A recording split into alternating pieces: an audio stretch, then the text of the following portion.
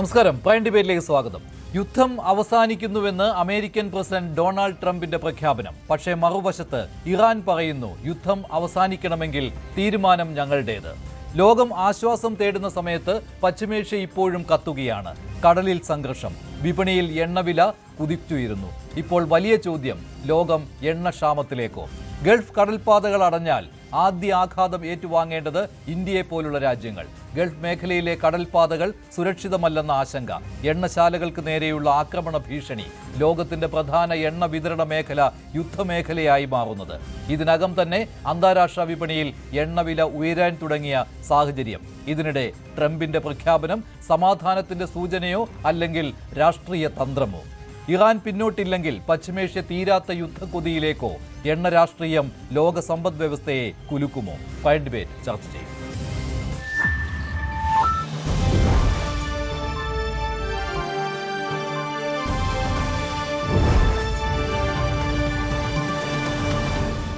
പശ്ചിമേഷ്യയിലെ യുദ്ധം 11ാം ദിവസവും അവസാനിച്ചിട്ടില്ല. ഇതിനിടെ അമേരിക്കൻ പ്രസിഡന്റ് ഡൊണാൾഡ് ട്രംപ് പറഞ്ഞത് യുദ്ധം അവസാനത്തിലേക്ക് നീങ്ങുന്നു എന്നുള്ളതാണ്. അതായത് ഇറാന്റെ സൈനിക ശേഷിയെ ഞങ്ങൾ നിർവീര്യമാക്കിയെന്ന് വീണ്ടും അമേരിക്കൻ പ്രസിഡന്റിന്റെ പ്രഖ്യാപനം. പക്ഷേ തൊട്ടു പിന്നാലെ ഇറാൻ മറുപടി നൽകി. യുദ്ധം തുടങ്ങിയത് നിങ്ങൾ, അവസാനിപ്പിക്കുന്നത് ഞങ്ങൾ. ഇത് ആവർത്തിക്കുകയാണ് ഇറാൻ. ആദ്യം ട്രംപിന്റെ പ്രതികരണം കേൾക്കാം. Mr. President, you've said the war is, quote, very complete, but your defense secretary says this is just the beginning. So which is it, and how long should Americans be prepared? Well, I think you could say it both. The beginning, it's the beginning of building a new country. Do you have to take him out? Does he have a target on his back? You mean the new supreme leader? You mean the son? How can there be an Iran with Well, another I don't want to say that, but I was disappointed because we think it's going to lead to just more of the same problem for the country. So I was disappointed to see their choice. You've said you have someone in mind to be the new Iranian leadership, if not the Ayatollah's son. What are you looking for in that person? Are you looking at someone internal, given that you just said that their leadership has been decimated? I like the idea of internal and eternal, come to think of it. But I like the idea of internal because it works well. I mean, I think we've proven that so far. In Venezuela, we have a woman, Delcy, who has been, president of the country, very respected, she's doing a great job. And it's, no disruption. ഇതാണ് ട്രംപിന്റെ ഏറ്റവും പുതിയ പ്രതികരണം. ഇതിൽ Trump പറയുന്നത് യുദ്ധം അവസാനത്തിൽ, പക്ഷേ അവിടെ ഒരു ഭരണമാറ്റത്തെക്കുറിച്ചാണ് തുടക്കം എന്ന രീതിയിൽ അർത്ഥമാക്കുന്നത് എന്നും ട്രംപ് വിശദീകരണം നൽകുകയാണ്. ഇതിന് പിന്നാലെയാണ് ഇറാന്റെ മറുപടി വന്നത്, യുദ്ധം അവസാനിച്ചിട്ടില്ല, യുദ്ധം അവസാനിപ്പിക്കുന്നത് ഞങ്ങളായിരിക്കുമെന്ന്. ഇതിനിടെ ആഗോള വിപണിയിൽ എണ്ണവില കുതിച്ചുയരുകയാണ്.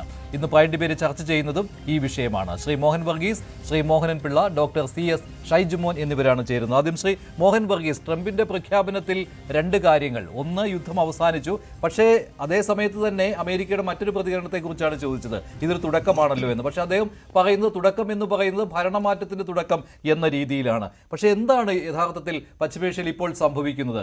ഇറാൻ ശക്തമായ പ്രതികരണം തന്നെയാണല്ലോ ഇതിനുശേഷവും നടത്തുന്നത്, ഞങ്ങളാണ് തീരുമാനിക്കുക എന്ന്. വീണ്ടും ശ്രീ മഞ്ജുഷ്, വളരെ പ്രതീക്ഷ നിർഭരമായ വാക്കുകളാണ് ട്രംപിൻ്റെ ഭാഗത്തു നിന്നുണ്ടാകുന്നത്.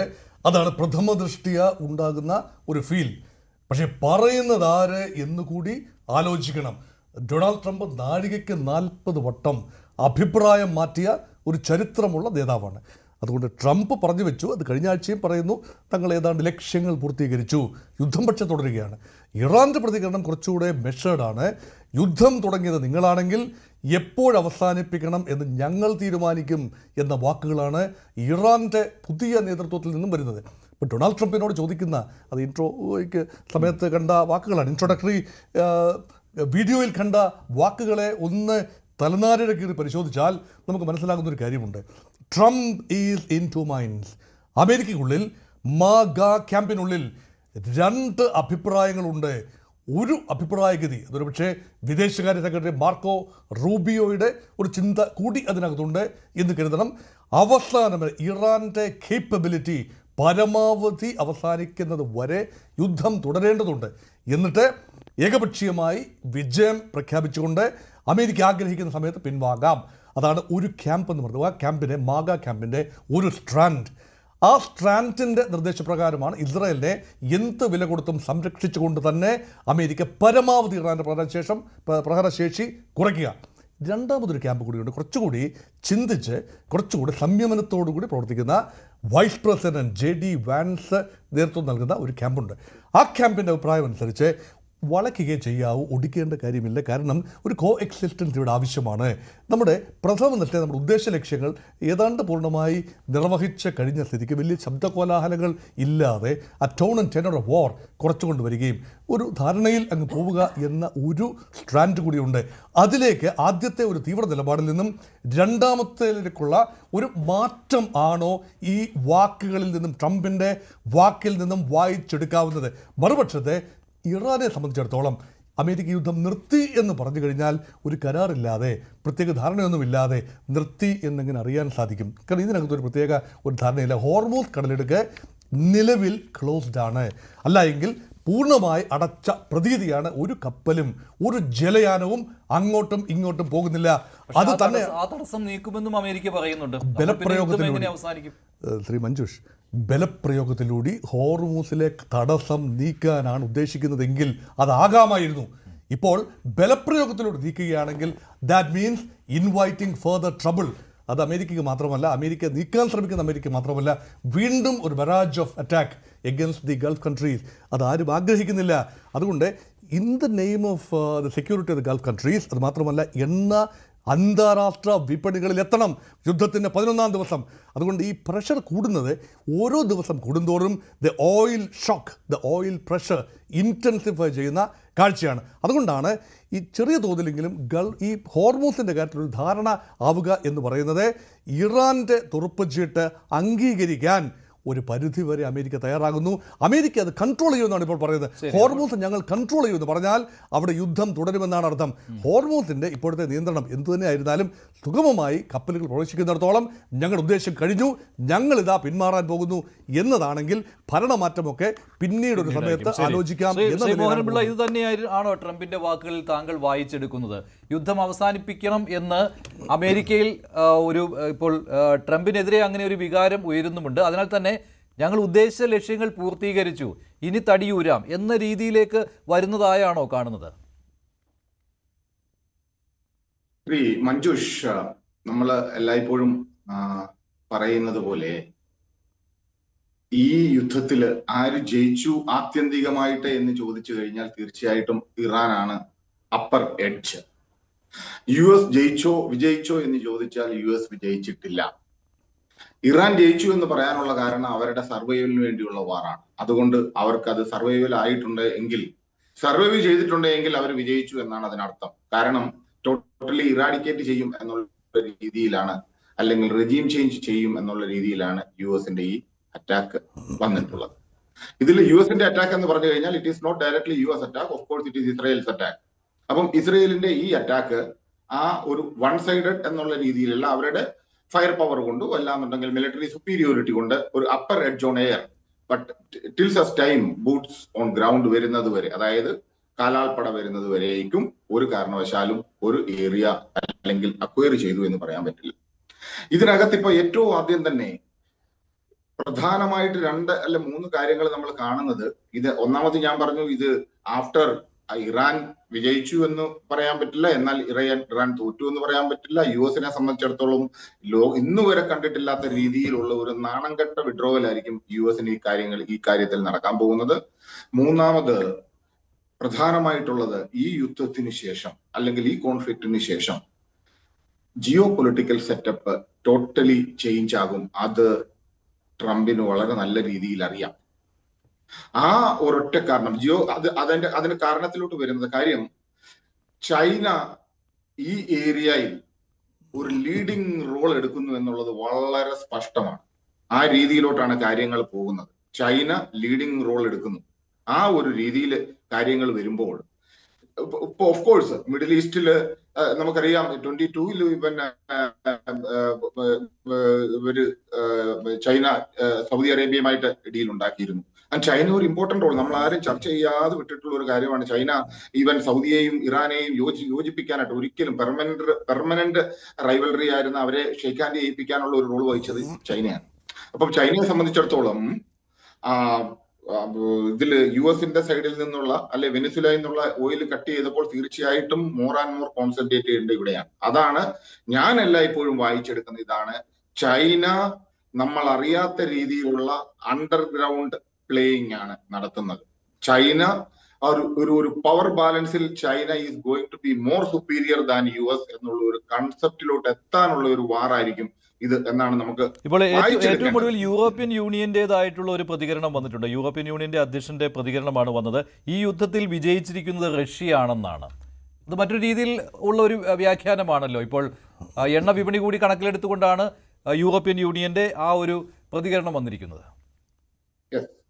കാരണം ഇത് basically petro dollar war. Basically you know that. അപ്പം ട്രംപിനെ സംബന്ധിച്ചിടത്തോളം റഷ്യയിൽ നിന്ന് ആരും ഓയിൽ വാങ്ങരുതെന്ന്, റഷ്യയെ ഡീസ്റ്റബിലൈസ് ചെയ്യുക എന്നുള്ള ഒരൊറ്റ ഉദ്ദേശത്തോടെ ഉദ്ദേശിച്ചു വെച്ചിരുന്ന ആ ഒരു ഉദ്ദേശം പൂർത്തീകരിക്കാൻ കഴിഞ്ഞില്ല. അതാണല്ലോ ഇന്ത്യയോടും പറഞ്ഞത്, റഷ്യയിൽ നിന്ന് ഓയിൽ വാങ്ങരുത്. ഈ പെട്രോ ഡോളർ സിസ്റ്റമാണ്. മഞ്ജുഷ, ഒറ്റ കാര്യം, വർഷങ്ങള് 50 വർഷത്തോളം ആയില്ലേ? എന്താണ് ഈ US-ന്റെ സക്സസ് സീക്രട്ട് എന്ന് പറഞ്ഞു കഴിഞ്ഞാൽ ഈ ഓയിൽ ട്രേഡ് ആണ്. ഈ ഓയിൽ ട്രേഡ് എന്ന് പറഞ്ഞു കഴിഞ്ഞാൽ എന്താണ്? ഓയിൽ വാങ്ങുന്നത് ഏത് രാജ്യമാണെങ്കിലും അത് ഡോളറിനാണ്. അപ്പൊ ഡോളർ ഓയിൽ വാങ്ങിക്കണമെന്നുണ്ടെങ്കിൽ അമേരിക്കൻ ഡോളർ ആദ്യം വാങ്ങണം, അത് സ്റ്റോർ ചെയ്യണം, എന്നിട്ട് എക്സ്ചേഞ്ച്. ഈ ഓയിലുമായിട്ടുള്ള ഡീൽ ഡോളറുമായിട്ടേ പറ്റത്തുള്ളൂ. അപ്പോൾ തീർച്ചയായിട്ടും അമേരിക്ക ഈ always on the upper hand on that economic side. അവിടെയാണ് ഈ പ്രശ്നം അമേരിക്ക ഇനി നേരിടാൻ പോകുന്നത്. കാര്യം ഇന്നുവരേക്കും ഒരു അപ്രമാദിത്യം ഉണ്ടായിരുന്നു US ഡോളറിന്, അത് റെഡ്യൂസ് ആകാൻ പോകുന്നു. ഇതാണ് ഇതിനകത്ത് ഇൻ ബിറ്റ്വീൻ കൂട്ടി വായിക്കേണ്ടതാണ്. ട്രംപ് ഉദ്ദേശിച്ചത് എന്താണ്? വെനിസുല കിട്ടി, ഓയിൽ റിച്ച്. ഇനിയുള്ള ഓയിൽ ഏരിയ എന്ന് പറയുന്നത് ഗൾഫ് കൺട്രീസ് ആണ്, GCC കൺട്രീസ് ആണ്. അവിടെ ഒരു അപ്രമാദിത്യം കൂടി കിട്ടിക്കഴിഞ്ഞാൽ ലോകത്തിന് ട്രംപ് കൊടുക്കുന്ന ട്യൂൺ അനുസരിച്ചിട്ട് ലോകരാജ്യങ്ങളെ ഡാൻസ് ചെയ്യിപ്പിക്കാമെന്നൊരു ഉദ്ദേശം അദ്ദേഹത്തിനുണ്ടായിരുന്നു. പക്ഷെ അത് നടക്കുന്നില്ല. പദ്ധതി പാടേ പാളി എന്ന് നമ്മൾ പറയേണ്ടി വരും. കാരണം ഈ ഒരു ആംഗിളിൽ സിസ്റ്റം വരുന്ന സമയങ്ങളിൽ നമുക്ക് കാണാം. Because China will be emerging as number 1 above US. ഒരു സംശയവുമില്ല. US-ന്റെ ഇക്കോണമിയെ ഇത് വളരെ വിപരീതമായിട്ട് ബാധിക്കും. വേറെ ഒരു കാര്യം കൂടെ ഉണ്ട്. കണ്ടിന്യൂസ് ആയിട്ടുള്ള ഈ യുദ്ധം, വെടിക്കോപ്പുകൾ കണ്ടിന്യൂസ് ആയിട്ട് ഉപയോഗിക്കുന്നു. US-ന്റെ ഈ പറയുന്ന മാതിരി അത്രയും സ്റ്റോക്കുകളൊന്നുമില്ല. ഓഫ്കോഴ്സ് ഉണ്ട് എന്ന് പറഞ്ഞു കഴിഞ്ഞാൽ പോലും അവരുടെ ആ സ്പെൻഡിങ് ഇക്വേഷൻ ഉണ്ടല്ലോ, ഷെയർ. കാര്യം എന്ന് വെച്ച് കഴിഞ്ഞാല് ഒരു missile may be of 10 billion അത് ഒരു മിസൈൽ യൂസ് ചെയ്യുന്നത് അത് ഇറാനിലുള്ള ഒരു 100 ബില്യന്റെ ഒരു ടാർഗറ്റ് ഹിറ്റ് ചെയ്യാനായിരിക്കും. Maybe even lesser than that. അപ്പൊ ഇക്കണോമിക്കലി വയബിലിറ്റി നോക്കണം. അതാണ് ഞാൻ ആദ്യം തന്നെ പറഞ്ഞത്, ഇതൊരു ഇന്റർനാഷണൽ ലോയ്ക്ക് അഗനിസ്റ്റ് ആയിട്ടുള്ള ഒരു യുദ്ധമാണെന്ന് പറയുന്നത്. ഇന്റർനാഷണൽ ലോയ്ക്ക് അഗനിസ്റ്റ് ആയിട്ടുള്ള ഒരു യുദ്ധം എന്ന് പറയാനുള്ള കാരണം, ഇതിന് അമേരിക്കയിലെ അമേരിക്കൻ കോൺഗ്രസിന്റെ കൺസെന്റ് ഇല്ല, ഐക്യരാഷ്ട്ര സംഘടനയുടെ പവറില്ല എങ്കിൽ പോലും അതിന്റെ കൺസെന്റ് ഇല്ല. അങ്ങനെ ഫൈറ്റ് ചെയ്യുന്ന ഒരു വാറ്, അത് എല്ലാത്തിനും, അതായത് യുദ്ധനീതിക്കെല്ലാം നിരക്കാത്ത രീതിയിലുള്ള ഒരു യുദ്ധമാണ് നടക്കുന്നത്. അതിനെ കണ്ടം ചെയ്യാൻ പോലും ലോകരാഷ്ട്രങ്ങൾ വന്നില്ല എങ്കിൽ, ബട്ട് ഇപ്പോൾ ഒരു റീഗ്രൂപ്പിംഗ് നടക്കുന്നു. റഷ്യ, ചൈന, ഓഫ് കോഴ്സ് അത് നേരത്തെ തന്നെ നമുക്കറിയായിരുന്നു. റഷ്യയും ചൈനയും ഡയറക്ട്ലി ഓർ ഇൻഡയറക്ട്ലി ഇറാനെ സപ്പോർട്ട് ചെയ്തേ പറ്റൂ. കാരണം റിച്ച് ഇൻ റിസോഴ്സസ് ആണ്. നേരെ മറിച്ച് ഇറാൻ അമേരിക്കയെ പാഠം പഠിപ്പിക്കുകയാണ്. എങ്ങനെയാണ്? കാരണം GCC കൺട്രീസിലുള്ള ഓയിൽ അവർ റിഫൈനറിയെ അറ്റാക്ക് ചെയ്യുന്നുണ്ട്. അതിന്റെ കാരണം എന്താണ്? അമേരിക്കൻ ഇക്കോണമിയെ തകിടം മറിക്കുക. അതാണ് അവരുടെ ഉദ്ദേശം. അമേരിക്കൻ ഇക്കോണമിയെ തകിടം മറിച്ചാൽ തീർച്ചയായിട്ടും ഇന്നല്ലെങ്കിൽ നാളെ വരും വർഷങ്ങളിൽ അമേരിക്കയുടെ അപ്രമാദിത്യം ലോകത്തുണ്ടാവില്ല. ആ രീതിയിലേക്കാണ് കാര്യങ്ങൾ. അതായത് ഏതോ ഒരു US-ലെ ഒരു അനലിസ്റ്റ് വളരെ കൃത്യമായിട്ട് പറഞ്ഞു, ട്രംപ് അമേരിക്കയുടെ അന്തകനാണ്. ഏതാണ്ട് അതുപോലെ തന്നെ കാര്യങ്ങൾ വരികയാണ്. ശരി ശ്രീ മോഹനപിള്ള. ശ്രീ CS ഷൈജുമോൻ, ഇവിടെ ആഗോള തലത്തിൽ എണ്ണവില കുതിച്ചുയരുന്നു എന്നുള്ള പ്രശ്നമാണല്ലോ ഏറ്റവും വലിയ ആശങ്കയുണ്ടാക്കുന്ന ഒരു വിഷയം എന്ന് പറയുന്നു. ഇപ്പോൾ പല ഏഷ്യൻ രാജ്യങ്ങളിലും നിയന്ത്രണങ്ങൾ ഏർപ്പെടുത്തി തുടങ്ങി. എണ്ണവില ചില രാജ്യങ്ങളിൽ കൂടാനും തുടങ്ങി. പെട്രോളിൻ്റെ ഡീസലിൻ്റെ വില കൂടാനും തുടങ്ങി. ഇന്ത്യയിൽ പക്ഷേ അത് പ്രതിഫലനം വന്നിട്ടില്ല. പക്ഷേ എങ്കിലും പാചകവാതകത്തിൽ തുടങ്ങിയിട്ടുണ്ട്, ആ ഒരു പ്രതിസന്ധി തുടങ്ങിയിട്ടുണ്ട്. എത്രമാത്രം കഠിനമായിരിക്കും ഇത്? ഇപ്പോൾ യുദ്ധം തീരുന്നു എന്നതിൻ്റെ സൂചന കിട്ടുന്നില്ല. ട്രംപിൻ്റെ ഈ പ്രഖ്യാപനം മാത്രമേ ഉള്ളൂ. അത് മുഖവിലേക്ക് എടുക്കേണ്ട കാര്യവുമില്ല. അല്ല, മഞ്ജുഷ് സൂചിപ്പിച്ചത് യുദ്ധം തീരെ ഉടനെ ഇമ്മീഡിയറ്റ് ആയിട്ട് പോകുന്നില്ല. കാര്യം ഇറാൻ ശ്രീ മോഹൻപിള്ള താങ്കളിലേക്ക് വരാം. അതിന് മുമ്പ് സി എസ് ഷൈജുമോന്റെ പ്രതികരണം. മഞ്ജുഷ് സൂചിപ്പിച്ചത് പ്രധാനപ്പെട്ട സംഗതിയാണ് ഇന്ത്യയെ സംബന്ധിച്ചിടത്തോളം. പക്ഷെ അതേസമയം നമ്മൾ ആരും പാനിക് ആവേണ്ട സാധ്യതയില്ല. ഇന്ത്യയെ സംബന്ധിച്ചിടത്തോളം നമ്മൾ പാനിക് ആവേണ്ട കാര്യമില്ല. അറ്റ്ലീസ്റ്റ് ഫോർ 1 month നമുക്ക് പാനിക് ആവേണ്ട കാര്യമില്ല. അതിൻ്റെ കാരണം എന്താണെന്ന് ഞാൻ സൂചിപ്പിക്കാം. ഒന്നാമത്തെ കാര്യം, നമുക്കറിയാം ഓയിൽ, നമ്മൾക്ക് വേണ്ടുന്ന ഓയിൽ, ക്രൂഡ് ഓയിലിൻ്റെ 85 മുതൽ 90% നമ്മൾ ഇമ്പോർട്ട് ചെയ്യുകയാണ് ചെയ്യുന്നത്. നമ്മുടെ ഈ ഇമ്പോർട്ട്സ്, ടോട്ടൽ ഇമ്പോർട്ട്സ്, ഇറക്കുമതി നോക്കുകയാണെങ്കിൽ അതിൽ ഏകദേശം 30-35% ഓയിൽ ഇമ്പോർട്ടാണ്. കൂടെ നമ്മൾ ഇമ്പോർട്ട് മാത്രമല്ല, എക്സ്പോർട്ട്, കയറ്റുമതി നോക്കിയാൽ നമ്മുടെ കൂടുതൽ കയറ്റുമതി ഐറ്റംസും, ഏറ്റവും ലാർജസ്റ്റ് കയറ്റുമതി ഐറ്റം എന്ന് പറഞ്ഞാൽ oil based, crude oil based products ആണ് നമ്മൾ കയറ്റുമതി ചെയ്യാറുള്ളത്. അപ്പോൾ ഇതാണ് നമുക്ക് വളരെ ഇമ്പോർട്ടൻ്റ് ആയി വരുന്നത്. അപ്പോൾ നമ്മൾ ഓൾറെഡി തന്നെ സ്ട്രാറ്റജിക്കായിട്ട് ഇപ്പം ഹോർമൂസിൻ്റെ പ്രശ്നം വന്നു, നമ്മുടെ ഒരുപാട് ഷിപ്പുകളെല്ലാം പെൻഡിങ് ആണ്, വരുന്നത് പെൻഡിങ് ആണ്. നമുക്ക് ഏകദേശം 5.6 billion barrel oil, crude oil ഒരു ദിവസം ആവശ്യമുണ്ട്, 5.6 ബില്യൺ. പക്ഷേ നമുക്ക് ഏകദേശം 522 മെട്രിക് ടൺ ഓയിൽ റിസർവ് ഉണ്ട്. നമുക്കൊരു ഏജൻസി ഉണ്ട്, Indian oil strategic oil reserve agency ഉണ്ട്. നമുക്ക് 2014 ക്രിയേറ്റ് ചെയ്ത ഏജൻസി ഉണ്ട്.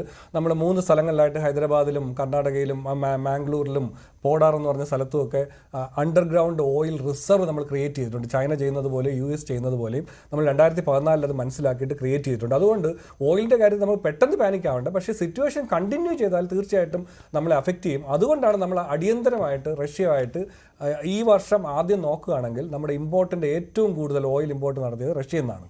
അത് പിന്നീട് വീണ്ടും കുറച്ചു, ബിക്കോസ് ഓഫ് എല്ലാവർക്കും അറിയാം, അതിൻ്റെ പ്രഷർ അറിയാം, നമ്മൾ കുറച്ചു. ഇപ്പോൾ വീണ്ടും നമ്മൾ കൂടുതലായിട്ട് അവിടെ നിന്ന് ഇമ്പോർട്ട് ചെയ്യുകയാണ്. നമ്മൾ ആൾട്ടർനേറ്റീവ് സോഴ്സസ് നമ്മൾ കണ്ടെത്തിയിട്ടുണ്ട്. ഇനി LPGയുടെ കാര്യത്തിൽ കൂടുതലായിട്ട് നമ്മൾ ഡിപ്പെൻഡ് ചെയ്യുന്നത് മിഡിൽ ഈസ്റ്റിന് തന്നെയാണ്, ഇവിടെ നിന്നാണ് വരേണ്ടത്. അപ്പോൾ നമ്മൾ ആൾട്ടർനേറ്റ് റൂട്ട് നമ്മൾ നോക്കിക്കൊണ്ടിരിക്കുകയാണ്. ആൾട്ടർനേറ്റ് റൂട്ട് ഇപ്പോൾ പ്രൊട്ടക്ഷൻ കൊടുക്കാമെന്ന് പറയുന്നുണ്ട്. LPGയുടെ ഷോർട്ടേജ് വന്ന് തുടങ്ങിയിട്ടുണ്ട്.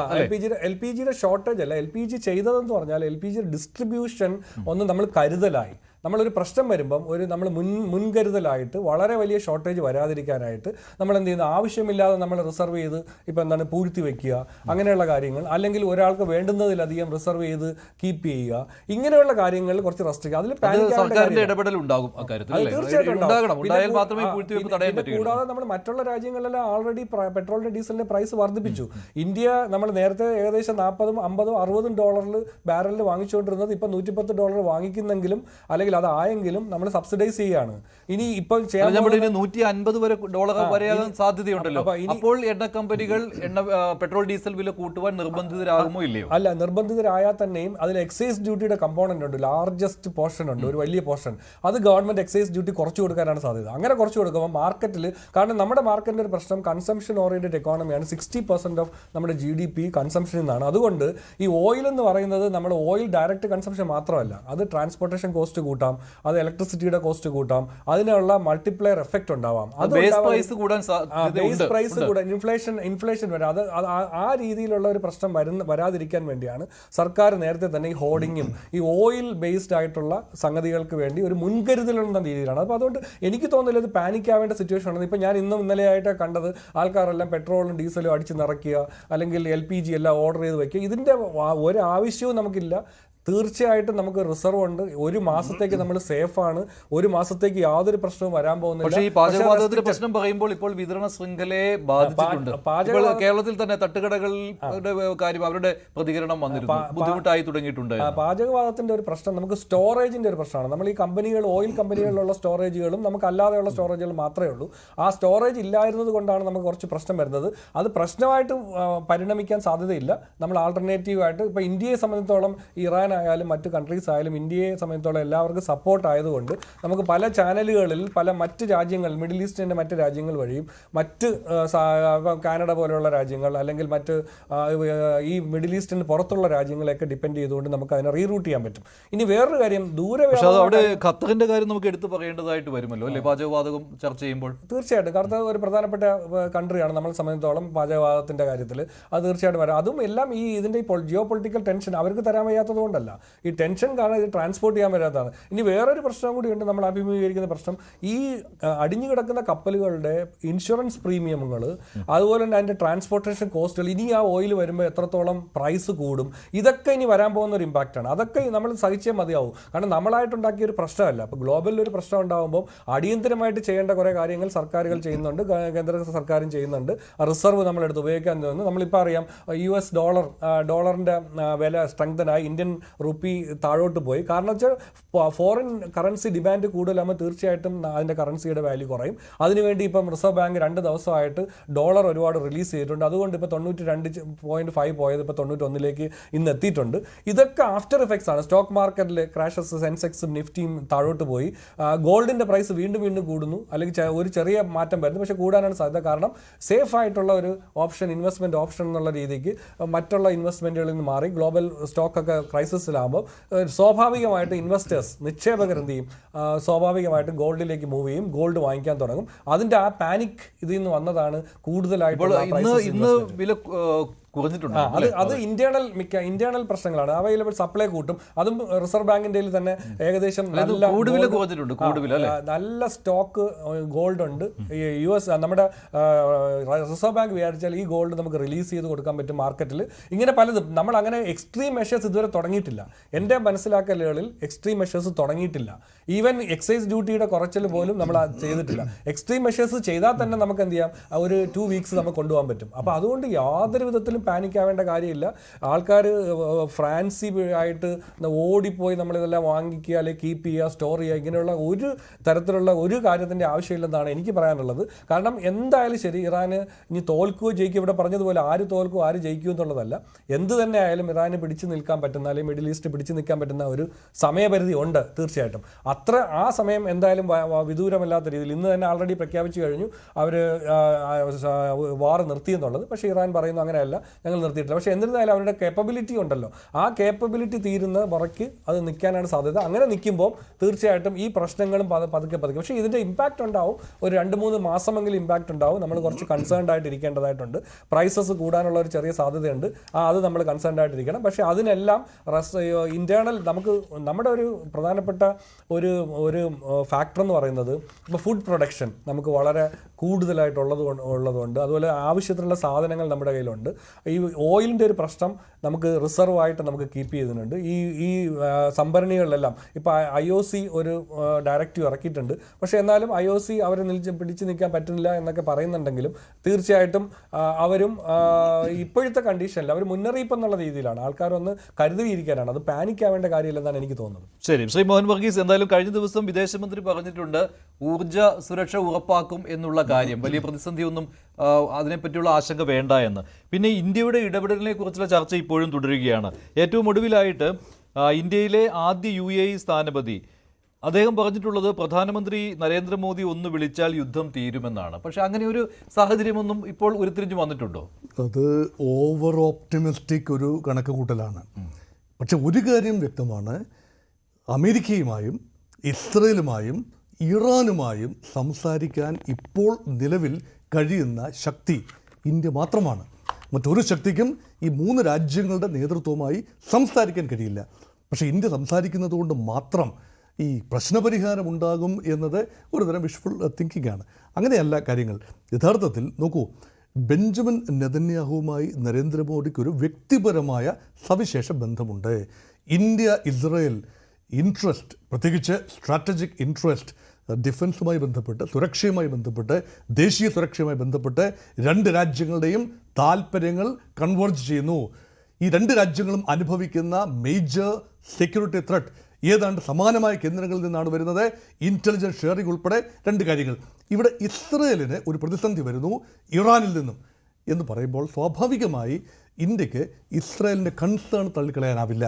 അത് അഡ്രസ്സ് ചെയ്യാൻ പറ്റുന്ന ഒരു larger geopolitical, geostrategic dynamics ഈ ഏഷ്യൻ ഭൂഖണ്ഡത്തിൽ, പ്രത്യേകിച്ച് South Asia and West Asia, ആ റീജിയനിൽ സമഗ്രമായി ഉണ്ട് എന്ന് ഇസ്രായേൽ തോന്നുമ്പോൾ ആ സെക്യൂരിറ്റി പെർസെപ്ഷനിൽ മാറ്റം വരികയാണ്. അതാണ് ഒരു സാധ്യത. 2, അമേരിക്കയുമായി തീർച്ചയായും അമേരിക്കയ്ക്ക് മനസ്സിലാകുന്ന ഭാഷ ബിസിനസ്സിൻ്റെ ഭാഷയാണ്. ഇപ്പോൾ നോക്കൂ, ട്രംപിനൊരു മനംമാറ്റം ഉണ്ടായി എന്ന് വരുന്നത് എന്തുകൊണ്ടാണ്? അമേരിക്കൻ ഓഹരി വിപണികൾ തകർച്ചയുടെ വക്കിലാണ്, അല്ലെങ്കിൽ തകർന്നുകൊണ്ടേയിരിക്കുന്നു. അവിടെ വലിയ തോതിൽ ഇൻഫ്ലേഷണറി പ്രഷേഴ്സ് ഉണ്ട്. അതുകൊണ്ട് ദീർഘമായ 1-2 മാസം നീണ്ടു നിൽക്കുന്ന ഒരു യുദ്ധത്തിന് താല്പര്യമുണ്ടാവില്ല. അമേരിക്കയുടെ പൊതുജന താല്പര്യം അതിന് അനുകൂലമാവില്ല. അതുകൊണ്ട് ട്രംപിൻ്റെ മനസ്സും ആടി നിൽക്കുന്നു. അങ്ങനെയെങ്കിൽ ഇതൊരു എക്സിറ്റ് റൂട്ട് തേടുന്നുണ്ടെങ്കിൽ ഇറാൻ അത് ബാധകമല്ല കേട്ടോ. ഇറാനെ സംബന്ധിച്ചിടത്തോളം പരമാവധി ഇത് കിട്ടിയ ഒരു അവസരമാണ്. ഇറാൻ അല്ല ആക്രമിച്ചതെന്ന് ഓർക്കണം. അമേരിക്കയും ഇസ്രയേലും ചേർന്ന് ഇറാനെ ആക്രമിക്കുകയായിരുന്നു. തങ്ങൾക്ക് പരമാവധി റെസിലിയൻസ് ഉണ്ട്. ഇനിയും ഇങ്ങനെ ഒരു ആക്രമണം ഉണ്ടെങ്കിൽ അതിന് വലിയ വില കൊടുക്കേണ്ടി വരുമെന്ന് ലോകത്തെ ധരിപ്പിക്കാൻ ഇറാന് കിട്ടുന്ന ഒന്നാന്തരം അവസരമാണിത്. അതുകൊണ്ട് യുദ്ധം നീണ്ടുപോയാലും ശരി, ഏതായാലും ഞങ്ങളുടെ ഉന്നത നേതൃത്വം കാലയവനിക്കുള്ളിൽ മറഞ്ഞു കഴിഞ്ഞു. ഒരു സബ്സിക്വൻറ്റ് ലീഡർഷിപ്പിനെ പ്രതിഷ്ഠിക്കാൻ ഇറാന് കഴിയുകയും ചെയ്തു. അതുകൊണ്ട് പെട്ടെന്ന് ഇറാനെ തവിടുപൊടിയാക്കാനാവില്ല എന്ന് തീർച്ചയായും ഇറാന് ഡിസ്പ്ലേ ചെയ്യാൻ കഴിഞ്ഞു. ഏറിയൽ സൂപ്പർമസി അമേരിക്കയ്ക്കുണ്ട്, സമ്മതിക്കുന്നു. ഇറാൻ്റെ ഡിഫൻസ് സിസ്റ്റം, ഏറിയൽ ഡിഫൻസ് വളരെ ദുർബലമാണ്. ഇതെല്ലാം ലോകത്തിന് ആ വൾണറബിലിറ്റി അറിയാം. പക്ഷേ ഇറാൻ്റെ ഇൻറ്റേർണൽ റെസിലിയൻസ് അത് ലോകത്തിന് ബോധ്യമായിരിക്കുന്നു. അതുകൊണ്ട് ഇറാനും കാര്യമായി ഒന്നും തെളിയിക്കാനില്ല. ആ സമയത്താണ് ഇന്ത്യ പോലെ ഒരു രാജ്യത്തിന്, പ്രധാനമന്ത്രി നരേന്ദ്രമോദിക്ക് ഇറാൻ്റെ നേതൃത്വവുമായി അറ്റ്ലീസ്റ്റ് വിദേശകാര്യമന്ത്രി തലത്തിലെങ്കിലും ഇന്ത്യൻ വിദേശകാര്യമന്ത്രി ജയശങ്കർക്ക് pick up the phone and call Abbas Araghchi, അവർ തമ്മിൽ ഒരു ഹോട്ട്ലൈൻ ബന്ധമുണ്ട്. അത് കഴിഞ്ഞ ആഴ്ചയും സംസാരിച്ചിരുന്നു എന്ന രീതിയിലാണ് റിപ്പോർട്ടുകൾ വരുന്നത്. അതുകൊണ്ട് ഇനി അടുത്തൊരാഴ്ച യുദ്ധം ഒരു മെല്ലെ പോവുകയാണെങ്കിൽ, കാര്യമായ ആക്രമണങ്ങൾ ഉണ്ടാകുന്നില്ലെങ്കിൽ ഇന്നത്തെ ചർച്ചയുടെ ഒരു തുടർച്ചയുണ്ടാകും. ഇന്ന് 2 ചർച്ചകൾ നടന്നു. ഇന്നത്തെ കഴിഞ്ഞ 24 മണിക്കൂറിനുള്ളിൽ American president called Russian president Vladimir Putin and talk. എന്താണ് ഇതിവൃത്തമെന്നറിയില്ല, പക്ഷേ Russia is an important cog in the scheme of things. എന്തുകൊണ്ടാണ്? റഷ്യയുടെ കൂടെ പിന്തുണ ഇറാന് ലഭിക്കുന്നില്ല എങ്കിൽ ഒരുപക്ഷെ അമേരിക്ക ഉദ്ദേശിക്കുന്നിടത്ത് ഇത് പിടിച്ചു കെട്ടാൻ കഴിയും എന്ന ഒരു ചിന്തയാണ്. അതുകൊണ്ട് ഇന്ന് വളരെ നിർണായകം എന്ന രീതിയിലുള്ള പ്രതികരണങ്ങളാണ് വന്നുകൊണ്ടിരിക്കുന്നത് അല്ലേ? കാരണം ഈ ആക്രമണത്തിന്റെ കാര്യത്തിലാണെങ്കിലും ഇറാൻ പറഞ്ഞിട്ടുള്ളത് കൂടുതൽ പവർഫുൾ ആയിട്ടുള്ള ആയുധങ്ങൾ ഉപയോഗിക്കാൻ പോകുന്നു എന്നാണ്. അതൊരു മുന്നറിയിപ്പ് കൂടിയാണ്. തീർച്ചയായും ഇറാൻ അങ്ങനെ കൂടുതൽ ആക്രമിക്കുന്നു എന്ന ഒരു കാര്യം. അത് മാത്രമല്ല, മറ്റൊരു ഫോൺ കോൾ വളരെ പ്രധാനപ്പെട്ടതാണ്. തുർക്കിഷ് നേതാവ് എർദോഗാൻ ഇറാന്റെ നേതൃത്വവുമായി സംസാരിച്ചിരിക്കുന്നു. പുതിയ നേതൃത്വത്തെ അംഗീകരിക്കുന്നു എന്ന് പറഞ്ഞില്ല എങ്കിൽ പോലും അംഗീകരിച്ചതിന് സമമാണ് സംസാരിച്ചിരിക്കുന്നു എന്ന് പറയുമ്പോൾ അതിനർത്ഥം എന്താണ്? നെയ്റ്റോ അംഗരാജ്യമാണ് ടർക്കി എന്നോർക്കണം. അമേരിക്കൻ ചേരിയുടെ ഭാഗമാണ്, നെയ്റ്റോയുടെ ഭാഗമാണ്. അങ്ങനെയെങ്കിൽ വളരെ പ്രധാനപ്പെട്ട തന്ത്രപ്രധാനമായ ഒരു സ്ഥാനത്ത് സ്ഥിതി ചെയ്യുന്ന രാജ്യമാണ്. തുർക്കിക്കെതിരെ തങ്ങൾ മിസൈലുകൾ ഉപയോഗിച്ചിട്ടില്ല എന്ന് ഇറാൻ ആണയിട്ട് പറയുന്നു. ഇന്റർസെപ്റ്റ് ചെയ്തു എന്നാണ് തുർക്കി അവകാശപ്പെടുന്നത്. കിഴക്കൻ തുർക്കിയിൽ ഇറാനിയൻ മിസൈലുകൾ പതിച്ചു എന്ന് പറയുമ്പോൾ, അങ്ങനെ ചെയ്തിട്ടില്ല എന്ന് പറയുമ്പോൾ തുർക്കിയെ കൂടെ ചേർത്ത് പിടിക്കാൻ, അതായത് വളരെ പ്രധാനപ്പെട്ട 3 അറബ് രാജ്യങ്ങൾ, 3 ഇസ്ലാമിക രാജ്യങ്ങളുണ്ട്. Saudi Arabia, Turkey and also Egypt. Certain extent Egypt കാര്യമായി ഒന്നും സംസാരിച്ചിട്ടില്ല. പക്ഷേ സൗദി അറേബ്യയ്ക്ക് ഇതധികം നീട്ടിക്കൊണ്ടു പോകാൻ താല്പര്യമുണ്ടാവില്ല. സൗദി നേതൃത്വവുമായി മുഹമ്മദ് ബിൻ സൽമാനുമായും നേരിട്ട് സംസാരിക്കാനുള്ള കേപ്പബിലിറ്റി ഇന്ത്യൻ പ്രധാനമന്ത്രിക്കുണ്ട്. അതുകൊണ്ട് കുറച്ചുകൂടെ വിശാലമായ ഒരർത്ഥത്തിൽ നിരന്തരമായ ചർച്ചകൾ, കൂടിയാലോചനകൾ, അതിനെ ഏതെങ്കിലും രാജ്യത്തിന് ചെറിയ വിശ്വാസ്യതയെങ്കിലും ഉണ്ടെങ്കിൽ അത് ഇന്ത്യക്കാണ്. പക്ഷേ ഇന്ത്യ ഒരു സുവർണ്ണ അവസരം കളഞ്ഞു കുളിച്ചു എന്ന് വിശ്വസിക്കുന്ന ഒരാൾ കൂടിയാണ് ഞാൻ. കാരണം അങ്ങനെയുണ്ട്. ഇന്ത്യയുടെ ഇടപെടൽ മതിയായില്ല എന്ന് തോന്നുന്നുണ്ടോ താങ്കൾക്ക്? Absolutely, there is no doubt into it, because ഇതുപോലെ ഒരു ഗോൾഡൻ ചാൻസ് അത് നമ്മൾ അറിഞ്ഞുകൊണ്ട് കളഞ്ഞു കുളിച്ചു എന്ന് വേണം പറയാൻ. അതിന്റെ പരിണിത ഫലം വരാൻ പോകുന്നത് എന്താ മഞ്ജുഷേ? ഇപ്പൊ ഒരു കാര്യമുണ്ട്, ബ്രിക്സ് കൺട്രീസ്. ഈ ബ്രിക്സ് കൺട്രീസ് എന്ന് പറഞ്ഞു കഴിഞ്ഞാൽ അതിനകത്ത് റഷ്യയും ഇറാനും ഇന്ത്യയും ഉണ്ട്. അടുത്ത വർഷം ഈ ബ്രിക്സിന്റെ ചെയർമാൻഷിപ്പ് അലങ്കരിക്കാൻ പോകുന്ന ഇന്ത്യയാണ്. അപ്പോൾ അതിന്റെ ഒരു അഡ്വാൻറ്റേജ് ഉണ്ട്. അതാണ് ഞാൻ ആദ്യം തന്നെ പറഞ്ഞത്, അമേരിക്ക പാഠം പഠിക്കാൻ പോകുന്നതേ ഉള്ളൂ, ജിയോ പൊളിറ്റിക്കൽ സിസ്റ്റം ചേഞ്ച് ചെയ്യാൻ പോകുന്നു എന്ന് പറയാനുള്ള കാര്യം ചൈനയുടെ ഇടപെടൽ ഈ GCC കൺട്രീസിലുണ്ട്. ഇപ്പോൾ ചൈന, ഈ Gulf countries, GCC countries affiliation കുറച്ചെങ്കിലും US-ൽ നിന്നൊരു ടിൽറ്റ് ചെയ്ത് ചൈനയോട് കൂടി എന്ന് വരുമ്പോൾ ഉള്ള ആ ഒരു ടെൻഡൻസി വരുമ്പോൾ തീർച്ചയായിട്ടും ലോകത്തിന്റെ ആ ഒരു പവർ ബ്ലോക്ക് മാറ്റി എഴുതേണ്ടി വരും. സിസ്റ്റം ചേഞ്ച് ആവും. ആ ഒരു ഗ്രൂപ്പിങ്ങിലോട്ട് പോകുമ്പോൾ നമ്മൾ മാറി നിൽക്കുന്നതിന് അതിന് പ്രത്യേക ഉദ്ദേശമുണ്ട്. കാര്യം ട്രംപ് ഉദ്ദേശിച്ച അതേ രീതിയിലാണ് നമ്മൾ ഉദ്ദേശിച്ചത്. കാരണം ട്രംപിന് തെറ്റി, അപ്പൊ സ്വാഭാവികമായിട്ടും നമുക്കും തെറ്റും. ട്രംപ് ഉദ്ദേശിച്ചത് എന്താണ്? ഈ ഒരൊറ്റ അറ്റാക്ക് കൊണ്ട് of course oil monopoly, oil dollar monopoly വന്നു കഴിഞ്ഞാൽ ആ ട്രംപിന്റെ അംബ്രലയ്ക്കുള്ളിൽ നമ്മളും കൂടെ കയറി കഴിഞ്ഞാൽ നമ്മളും പവർഫുൾ ആകും എന്നുള്ള ഒരു കൺസെപ്റ്റ്. ആ കൺസെപ്റ്റ് ട്രംപിന് തെറ്റിയപ്പോൾ സ്വാഭാവികമായിട്ടും നമുക്ക് തെറ്റും. അതാണ് ഓൺ ഗ്രൗണ്ട് റിയാലിറ്റി എന്ന് പറയുന്നത് ഇപ്പോൾ. കാര്യം ഈ ചൈനയെ സംബന്ധിച്ചിടത്തോളം റഷ്യ ചൈന എന്ന് പറയുന്ന കാര്യം, റഷ്യയെ സംബന്ധിച്ചിടത്തോളം അതായത് ഉക്രൈനിൽ ഒരു സൈഡിൽ ഉക്രൈനിന്റെ ഒരു ഇഷ്യൂ നടക്കുന്നിടത്തോളം കാലം ആ റഷ്യ ഡയറക്റ്റ് ആയിട്ട് വരാൻ പറ്റില്ല. പക്ഷേ ഈ ചൈനീസ് മിസൈൽസ് അവർ നല്ല രീതിയിൽ സ്റ്റോർ ചെയ്യുന്നുണ്ട്. കാര്യം അവർ ഓപ്പൺ ആയിട്ട്, ഞാൻ ഇതിനു മുമ്പും പറഞ്ഞിട്ടുണ്ട്, കാര്യം ചൈനയുടെ മൗനം ആണ് ഏറ്റവും ഡേഞ്ചർ ആയിട്ടുള്ള സിറ്റുവേഷൻ ഈ പ്രസന്റ് സിനാരിയോയിൽ വന്നിട്ടുള്ളത്. അവര് കമന്റ് ചെയ്തില്ല. പക്ഷെ ഒരു കാര്യമുണ്ട്, അവര് ട്രംപ് പറയുന്നത് പോലോ മറ്റു ലോകരാജ്യങ്ങൾ പറയുന്നത് പോലെയല്ല, പറഞ്ഞാൽ പറഞ്ഞതാണ്, അതനുസരിച്ചിട്ട് മുന്നോട്ട് പോകും. അതുകൊണ്ടായിരിക്കാം അവർ പറയാതിരിക്കുന്നത്. പക്ഷെ ഈ ഇതില് പുതിയൊരു പവർ ബ്ലോക്ക് ആയിട്ട് ചൈന കയറി വരും. ആ കയറി വരുന്ന അവസരത്തിൽ അതിന് മുമ്പായിട്ട് തന്നെ ഒരു യൂണിലാറ്ററൽ സീസ് ഫയർ വെച്ച് ഇസ്രയേലും ട്രംപും വിഡ്രോ ചെയ്യുക അല്ലാതെ വേറെ ഒരു മാർഗവുമില്ല. കാരണം ഈ ഇറാൻ യൂസ് ചെയ്യുന്നത് ഇനിയുമാണ് അവരുടെ സ്റ്റോക്ക്. അവർ പറഞ്ഞിരിക്കുന്നത് പ്ലീസ് കം ഫോർവേഡ്, ഇനിയുമാണ് ഞങ്ങൾ വെയിറ്റ് ചെയ്യുന്നത്. ഇതുവരെ നിങ്ങളുടെ ഷോ ആയിരുന്നു, ഇനി നിങ്ങളുടെ ഷോ അവസാനിച്ചു, ഞങ്ങളുടെ ഷോ തുടങ്ങാൻ പോകുന്നു, പ്ലീസ് കം. ആ സമയത്താണ് Trump unilateral ceasefire withdraw ചെയ്യുന്നത്. ട്രംപിനെ സംബന്ധിച്ചിടത്തോളം എന്താണ് എയർ പവർ മാക്സിമം ചെയ്ത് അവരെ ടാർണിഷ് ചെയ്തു എന്ന് പറഞ്ഞ് ലോകത്തിന്റെ മുന്നിൽ നാണം കെടാതെ തിരിച്ചു പോകാനുള്ള ഒരു ശ്രമം എന്നുള്ളതേ പറ്റുള്ളൂ. പക്ഷെ ആ ശ്രമം എത്രത്തോളം വിജയിക്കും എന്ന് നമുക്ക് പറയാൻ പറ്റില്ല ഒരു കാരണവശാലും. കാര്യം ഈ ട്രംപിന് ഞാൻ പറഞ്ഞല്ലോ, കാര്യം US കോൺഗ്രസിന്റെ സപ്പോർട്ട് ഇല്ലാതെ തന്നെയാണ്. ഈ 80% US ആൾക്കാർക്ക് പോലും അറിയില്ല എന്തിനാണ് ഈ യുദ്ധം. നമുക്കും അറിയില്ല എന്തിനാണ് ഈ യുദ്ധം, എന്തിനാണ് US ഇറാനെ അറ്റാക്ക് ചെയ്യുന്നത്. ഇസ്രയേൽ അറ്റാക്ക് ചെയ്യുന്നതിന് ഒരു ജസ്റ്റിഫിക്കേഷൻ ഉണ്ട്. കാര്യം അവരുടെ പ്രോക്സിക്കെതിരായിട്ടാണെന്ന് വേണമെങ്കിൽ നമുക്ക് അങ്ങ് വിശ്വസിക്കാം. നേരെ മറിച്ച് US കാര്യം എന്താണ്, അതിന്റെ ആവശ്യം എന്താണ്? ന്യൂക്ലിയർ, കഴിഞ്ഞ വർഷം തന്നെ കഥ തീർന്നതാണ്, അതിനൊരു റിലവൻസും ഇല്ല. റെജിം ചേഞ്ച് അവർ ഉദ്ദേശിച്ചു, അവിടെയാണ് കളം മൊത്തം മാറിപ്പോയത്. ഇറാനെ അണ്ടർ എസ്റ്റിമേറ്റ് ചെയ്തു. ഞാൻ അതാണ് പറഞ്ഞത്, ഹാർമോണിയസ് വേ, വളരെ ബ്യൂട്ടിഫുൾ ആയിട്ട് ഒരു കണ്ടിന്യൂറ്റി അവിടെ മെയിൻറ്റെയിൻ ചെയ്തു. Political power transfer, military power transfer, അതാരും പ്രതീക്ഷിക്കാത്ത രീതിയിൽ നടന്നു. ഉദ്ദേശിച്ച കാര്യങ്ങളൊന്നും ഇന്റേണൽ കോൺഫ്ലിക്റ്റ്, ഇന്റേണൽ റൈവലറിയോട് നടന്നില്ല. അപ്പോൾ തീർച്ചയായിട്ടും ട്രംപിന് പിഴച്ചു എന്ന് പറയണം. അവിടെയാണ് ഞാൻ പറയുന്നത്, ഈ യുദ്ധത്തില് തീർച്ചയായിട്ടും അപ്പർ ഹാൻഡിനി വരാൻ പോകുന്നത് ഇറാന് തന്നെയാണ്. സൂപ്പർ പവർ എന്ന് പറഞ്ഞു കഴിഞ്ഞാൽ മിലിറ്ററി പവർ കൊണ്ടോ അല്ലെങ്കിൽ വെപ്പണറി കൊണ്ടോ അഡ്വാൻസ്ഡ് ടെക്നോളജി കൊണ്ടോ അഡ്വാൻസ്ഡ് വെപ്പൺസ് കൊണ്ടോ ഒരു രാജ്യം സൂപ്പർ പവർ ആവില്ല. ഇക്കോണമിയും കൂടി സപ്പോർട്ട് ചെയ്യണം, എങ്കിൽ മാത്രമേ ആ രാജ്യം സുപ്പീരിയർ ആവുള്ളൂ. അപ്പോൾ ഒരു സൈഡിൽ കൂടി ഇത് പോകുമ്പോൾ ഇക്കോണമി ഡൗൺ ആയി കഴിഞ്ഞു കഴിഞ്ഞാൽ തീർച്ചയായിട്ടും സൂപ്പർ പവർ എന്നുള്ള concept, you can very well imagine economy collapse ആകുക എന്ന് പറഞ്ഞാൽ എന്താണ് നടക്കാൻ പോകുന്നത്. ഒരു രാജ്യം സസ്റ്റെയിൻ ചെയ്യണമെങ്കിൽ എല്ലാം കൂടി ബാലൻസ് ചെയ്തു പോകണം. Military power at the same time economy, main ആയിട്ടുള്ളത് ഇക്കോണമിക് പവറാണ്. ആ ഇക്കോണമിക് പവറിനെയാണ് ഇവർ ബേസിക് ആയിട്ട് അഫക്ട് ചെയ്യാൻ പോകുന്നത് ഇവർ ഉദ്ദേശിക്കാത്ത രീതിയിൽ. അപ്പോൾ തീർച്ചയായിട്ടും ട്രംപിനെ സംബന്ധിച്ചിടത്തോളം അറ്റ് ദി ഏർലിയസ്റ്റ് അതിനുള്ള വാണിംഗ് ഇങ്ങനെ അദ്ദേഹം പറഞ്ഞു കഴിഞ്ഞു. എല്ലാ കാര്യങ്ങളൊക്കെ കഴിഞ്ഞ് വിഡ്രോ ആയി മാറില്ല എന്നുള്ള രീതിയിൽ ഒരു ഹിന്റ് കൊടുത്തു കഴിഞ്ഞു. പക്ഷെ ഞാൻ ഇത് ആദ്യം മുതൽ തന്നെ പറയുന്നുണ്ട്. ഡോക്ടർ മോഹൻ വർഗീസും സാറും ഞാനും ഒക്കെ ഡിസ്കസ് ചെയ്യുന്ന എല്ലാ ദിവസവും ഞാൻ പറയുന്ന ഒരേ ഒരു അഭിപ്രായമേ ഉള്ളൂ, ഇത് US സംബന്ധിച്ചിടത്തോളം ഒരു യൂണിലാറ്ററൽ വിഡ്രോവൽ ആയിരിക്കും, വേറൊന്നും ഇല്ല എന്നുള്ളത്. ശരി, ഷൈജുമോൻ, അങ്ങനെയാണോ താങ്കളും കരുതുന്നത്? അങ്ങനെ ഏകപക്ഷീയമായിട്ടുള്ള ഒരു പിന്മാറ്റം വേണ്ടി വരുമെന്ന്? പിന്നെ ഇവർ രണ്ടുപേരും പറഞ്ഞത് ഇന്ത്യയുടെ ഇടപെടൽ കുറച്ചുകൂടി മെച്ചപ്പെടുത്താമായിരുന്നു, ഇന്ത്യക്ക് ഇടപെടാമായിരുന്നു ഈ വിഷയത്തിൽ എന്നാണ്.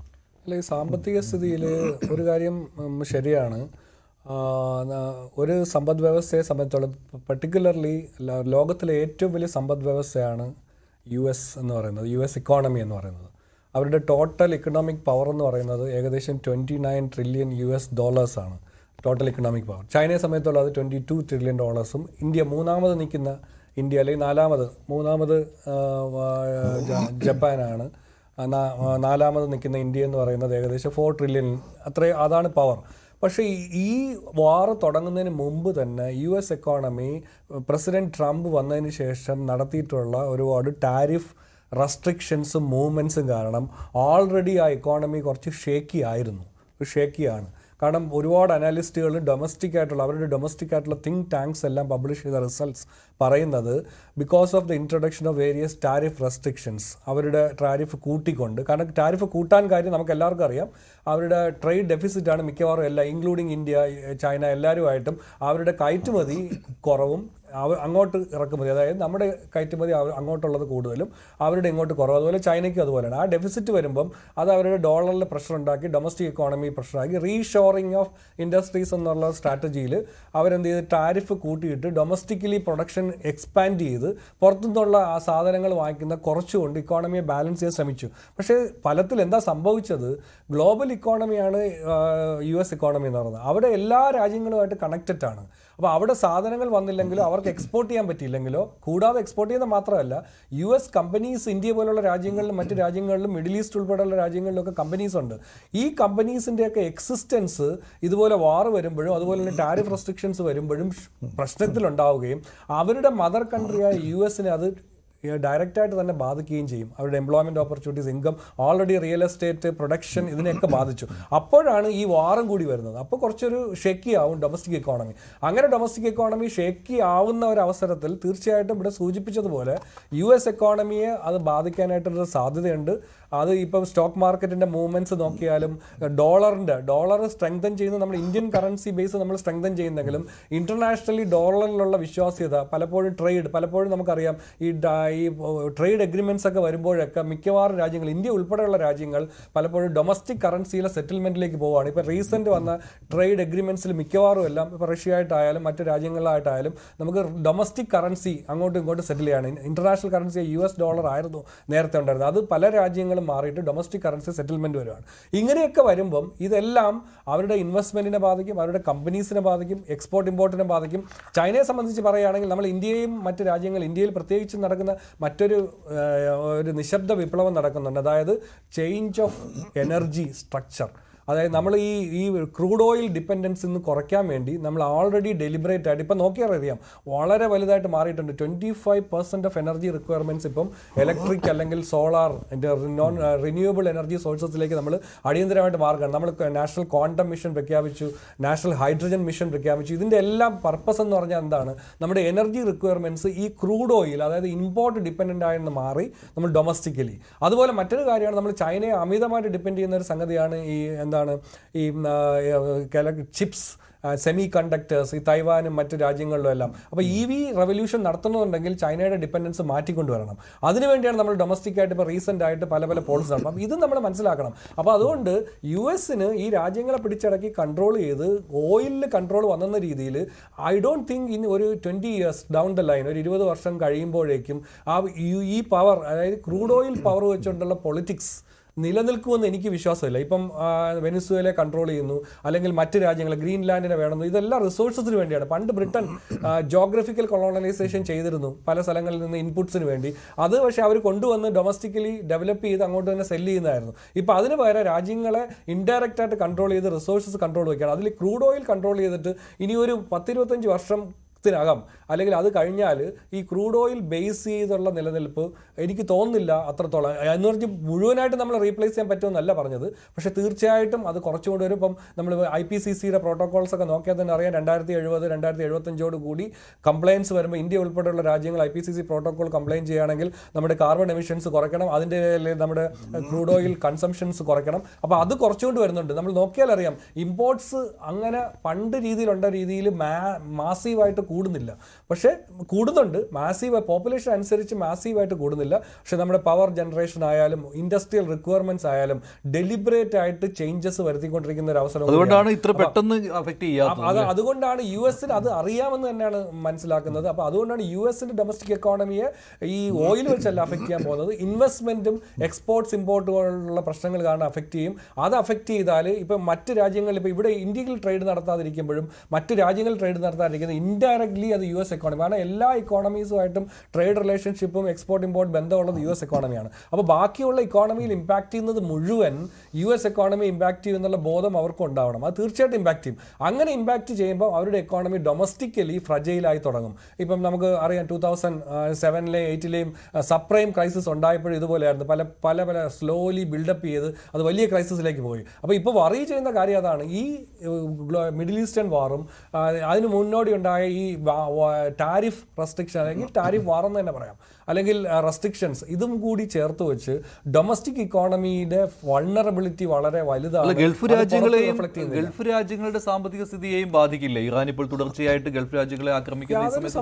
യാതൊരു സംശയമില്ല. അവരുടെ സോൾ ഡിപ്പെൻഡന്റ് ആയിട്ടുള്ള ഈ ഓയിൽ പോലുള്ള സംഗതികൾ അവർ മൊത്തവും കൺസ്ട്രക്ട് ചെയ്യുന്നു. ഇനിയിപ്പോൾ ഒരു കാര്യം കേട്ടെന്ന് പറഞ്ഞാൽ ഇപ്പോൾ സൗദി അല്ലെങ്കിൽ UAE പോലുള്ള കൺട്രീസിൽ ഏകദേശം 80% വാട്ടർ റിക്വയർമെന്റ്സും അവർ ചെയ്തിരുന്നത് എന്താണ്, ഈ കടൽ വെള്ളം ശുദ്ധീകരിച്ചാണ് ഉപയോഗിക്കുന്നത്. അവിടെ അറ്റാക്ക് ചെയ്യുന്ന പേടിയുണ്ട്. അപ്പൊ അങ്ങനെ വരുമ്പോൾ ഇതല്ല പ്രശ്നം, ആൾക്കാരുടെ ജീവൻ ഇൻഡയറക്റ്റ്ലി ഇല്ലാതാവുകയാണ്, അവർക്ക് നിലനിൽപ്പില്ലാതെ ഇത് ചെയ്യാണ്. അപ്പം അതുപോലുള്ള സംഗതികളിലേക്ക് പോകാതെ അങ്ങനെ ഒരു രാജ്യം ഇല്ലാതായാൽ ഒരിക്കലും ആ രാജ്യം ഇല്ലാതാവുന്നതല്ല. ഇന്റർനാഷണലി ഗ്ലോബലൈസേഷൻ എന്ന് പറഞ്ഞാൽ അല്ലെങ്കിൽ ഒരു എക്സിസ്റ്റന്റ് ഒരു റിയാലിറ്റിയാണ്. അപ്പോൾ അതുകൊണ്ട് ഒരു രാജ്യം ഒരു പവർഫുൾ ആയിട്ടുള്ള ഒരു എക്കോണമി, ഇപ്പം മിഡിൽ ഈസ്റ്റേൺ എക്കോണമീസും പവർഫുൾ ആണ്, അങ്ങനെയുള്ള എക്കോണമിക്ക് എന്തെങ്കിലും സംഭവിച്ചാൽ തീർച്ചയായിട്ടും അതിൻ്റെ റിപ്പിൾ എഫക്ട്സ് ഈ വലിയ വലിയ എക്കോണമീസ്, ഗ്ലോബൽ ഇന്ത്യ ഉൾപ്പെടെയുള്ള രാജ്യങ്ങൾ വലിയ വലിയ എക്കോണമീസിനെ അതിനെ ബാധിക്കും.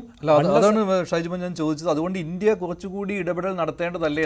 നയതന്ത്രമുണ്ട്, അതൊരു നയതന്ത്ര മൗനവും കൂടി. ഇപ്പൊ ഇവിടെ മോഹൻ സാർ സൂചിപ്പിച്ചതുപോലെ എന്തുകൊണ്ടാണ് ഇസ്രായേൽ അല്ലെങ്കിൽ US അല്ലെങ്കിൽ ഇറാൻ ഈ രാജ്യത്തിന് നമ്മൾ പറഞ്ഞാൽ നമ്മൾ ആ ഒരു റിലേഷൻഷിപ്പ് ബിൽഡപ്പ് ചെയ്തു, അത് വഴിസാക്കാതിരിക്കാൻ ശ്രമിക്കുന്നതാണ്. പക്ഷെ നമ്മൾ ഇടപെടുന്നില്ല എന്നല്ല, തീർച്ചയായിട്ടും നമ്മൾ പല രാജ്യങ്ങളും ഡയറക്റ്റ് അല്ലാതെ ഇൻഡയറക്റ്റ് ആയിട്ടും ഒക്കെ നമ്മൾ സംസാരിച്ചതായിട്ടാണ് എൻ്റെ അറിവ്. അങ്ങനെ സംസാരിക്കുന്നുണ്ട്. പക്ഷേ ഇത് നമുക്കറിയാം പ്രസിഡന്റ് ട്രംപ് പോലുള്ള സച്ച് ആൻ അൺസർട്ടൺ പേഴ്സണാലിറ്റി. അപ്പോൾ അദ്ദേഹത്തിൻ്റെ റിയാക്ഷൻസ്, പേഴ്സണൽ ആയിട്ടുള്ള കാര്യങ്ങൾ പോലും, പേഴ്സണൽ തിങ്കിങ്, പേഴ്സണലായിട്ട് ഇഷ്ടപ്പെടാതിരിക്കുക ഒരാളിനെ, അതുകൾ പോലും ഇന്റർനാഷണൽ റിലേഷൻസിനെ അഫക്റ്റ് ചെയ്യുന്ന രീതിയിൽ പണ്ട് അങ്ങനെ അല്ലായിരുന്നു. കൺട്രിക്ക് വേണ്ടിയാണ് പ്രധാനമായിട്ട്. ഇതിപ്പോൾ അങ്ങനെയല്ല, പേഴ്സണലായിട്ടുള്ള ഒരു വെഞ്ചിയൻസ് ഉണ്ടെങ്കിൽ പോലും അത് ഇന്റർനാഷണൽ ലെവൽ അഫക്റ്റ് ചെയ്യുന്നത്. അപ്പോൾ ആ രീതിയിൽ ഇമോഷണലായിട്ട് ഇന്ത്യക്ക് റിയാക്ട് ചെയ്യാൻ പറ്റില്ല. ഇന്ത്യ വളരെ കമ്പോസ്ഡ്, കാമായിട്ട്, വളരെ സ്റ്റേബിളായിട്ട് നമുക്ക് അഫക്റ്റ് ചെയ്യരുത്. ഈ 3 രാജ്യങ്ങളും നമുക്കും വളരെ ഇമ്പോർട്ടൻ്റ് ആണ്. അപ്പോൾ അതിനെ ഒരു തരത്തിൽ അഫക്റ്റ് ചെയ്യാത്ത രീതിയിൽ കെയർഫുള്ളായിട്ട് നമ്മൾ വളരെ എല്ലാവരെയും അങ്ങോട്ടും ഇങ്ങോട്ടും അറിയിച്ചുകൊണ്ടുള്ള മൂവ്മെൻറ്റ്സ് ആണ് നമ്മൾ നടത്തിക്കൊണ്ടിരിക്കുന്നത്. ഇത് നമ്മുടെ ഫ്യൂച്ചറിൽ ആവശ്യമാണ്. കാരണം India is the largest populous country in the world. 18% ലോക ജനസംഖ്യ ഇന്ത്യക്കകത്താണുള്ളത്. അപ്പോൾ ആ ജനസംഖ്യ നിലനിൽക്കണമെന്നുണ്ടെങ്കിൽ ആ ജനസംഖ്യ, നമുക്ക് ലാൻഡ് ഏരിയ കുറവാണ്, അതുകൊണ്ട് നമുക്ക് റിസോഴ്സസ് കുറവാണ്. വേൾഡിലെ ലാൻഡ് ഏരിയയുടെ 2.4% മാത്രമാണ് ഇന്ത്യ എന്ന് പറയുന്ന ലാൻഡ് ഏരിയ. അപ്പോൾ അത്തരത്തിലുള്ളപ്പോൾ നമുക്ക് മറ്റ് കൺട്രീസിനെ ഡിപ്പെൻഡ് ചെയ്യേണ്ടതായിട്ടുണ്ട്. നമ്മൾ അതിനേക്കാൾ ഉപരി നമ്മൾ ചർച്ച ചെയ്യാത്തൊരു കാര്യം, നമ്മുടെ വലിയ ഡയോസ്പോര മിഡിൽ ഈസ്റ്റിനുണ്ട്, അവരുടെ സെക്യൂരിറ്റി. അപ്പോൾ ആ മിഡിൽ ഈസ്റ്റേൺ കൺട്രീസ് സ്റ്റേബിൾ ആയിരിക്കണം. US-നോടൊപ്പം നമുക്ക് കൂടുതൽ നിന്നുകൊണ്ട് അവർക്ക് എഗൻസ്റ്റ് ആയിട്ട് പറയാൻ പറ്റില്ല, ഇസ്രായേലിനോട്ടും കൂടെ അത് പറയാൻ പറ്റില്ല. അപ്പോൾ അതുകൊണ്ട് നമുക്ക് അവരുടെ സെക്യൂരിറ്റി വളരെ ഇമ്പോർട്ടൻ്റ് ആണ്. ഇതെല്ലാം നോക്കി ഈ ഇന്ത്യൻ പോപ്പുലേഷൻ US-ലും ഉണ്ട്, ഇറാനിൽ അല്ലെങ്കിൽ മിഡിൽ ഈസ്റ്റേൺ, ഇറാനിൽ വലുതായിട്ടില്ലെങ്കിൽ മിഡിൽ ഈസ്റ്റേൺ കൺട്രീസിലൊക്കെ ഉണ്ട് ഈ സെക്യൂരിറ്റി.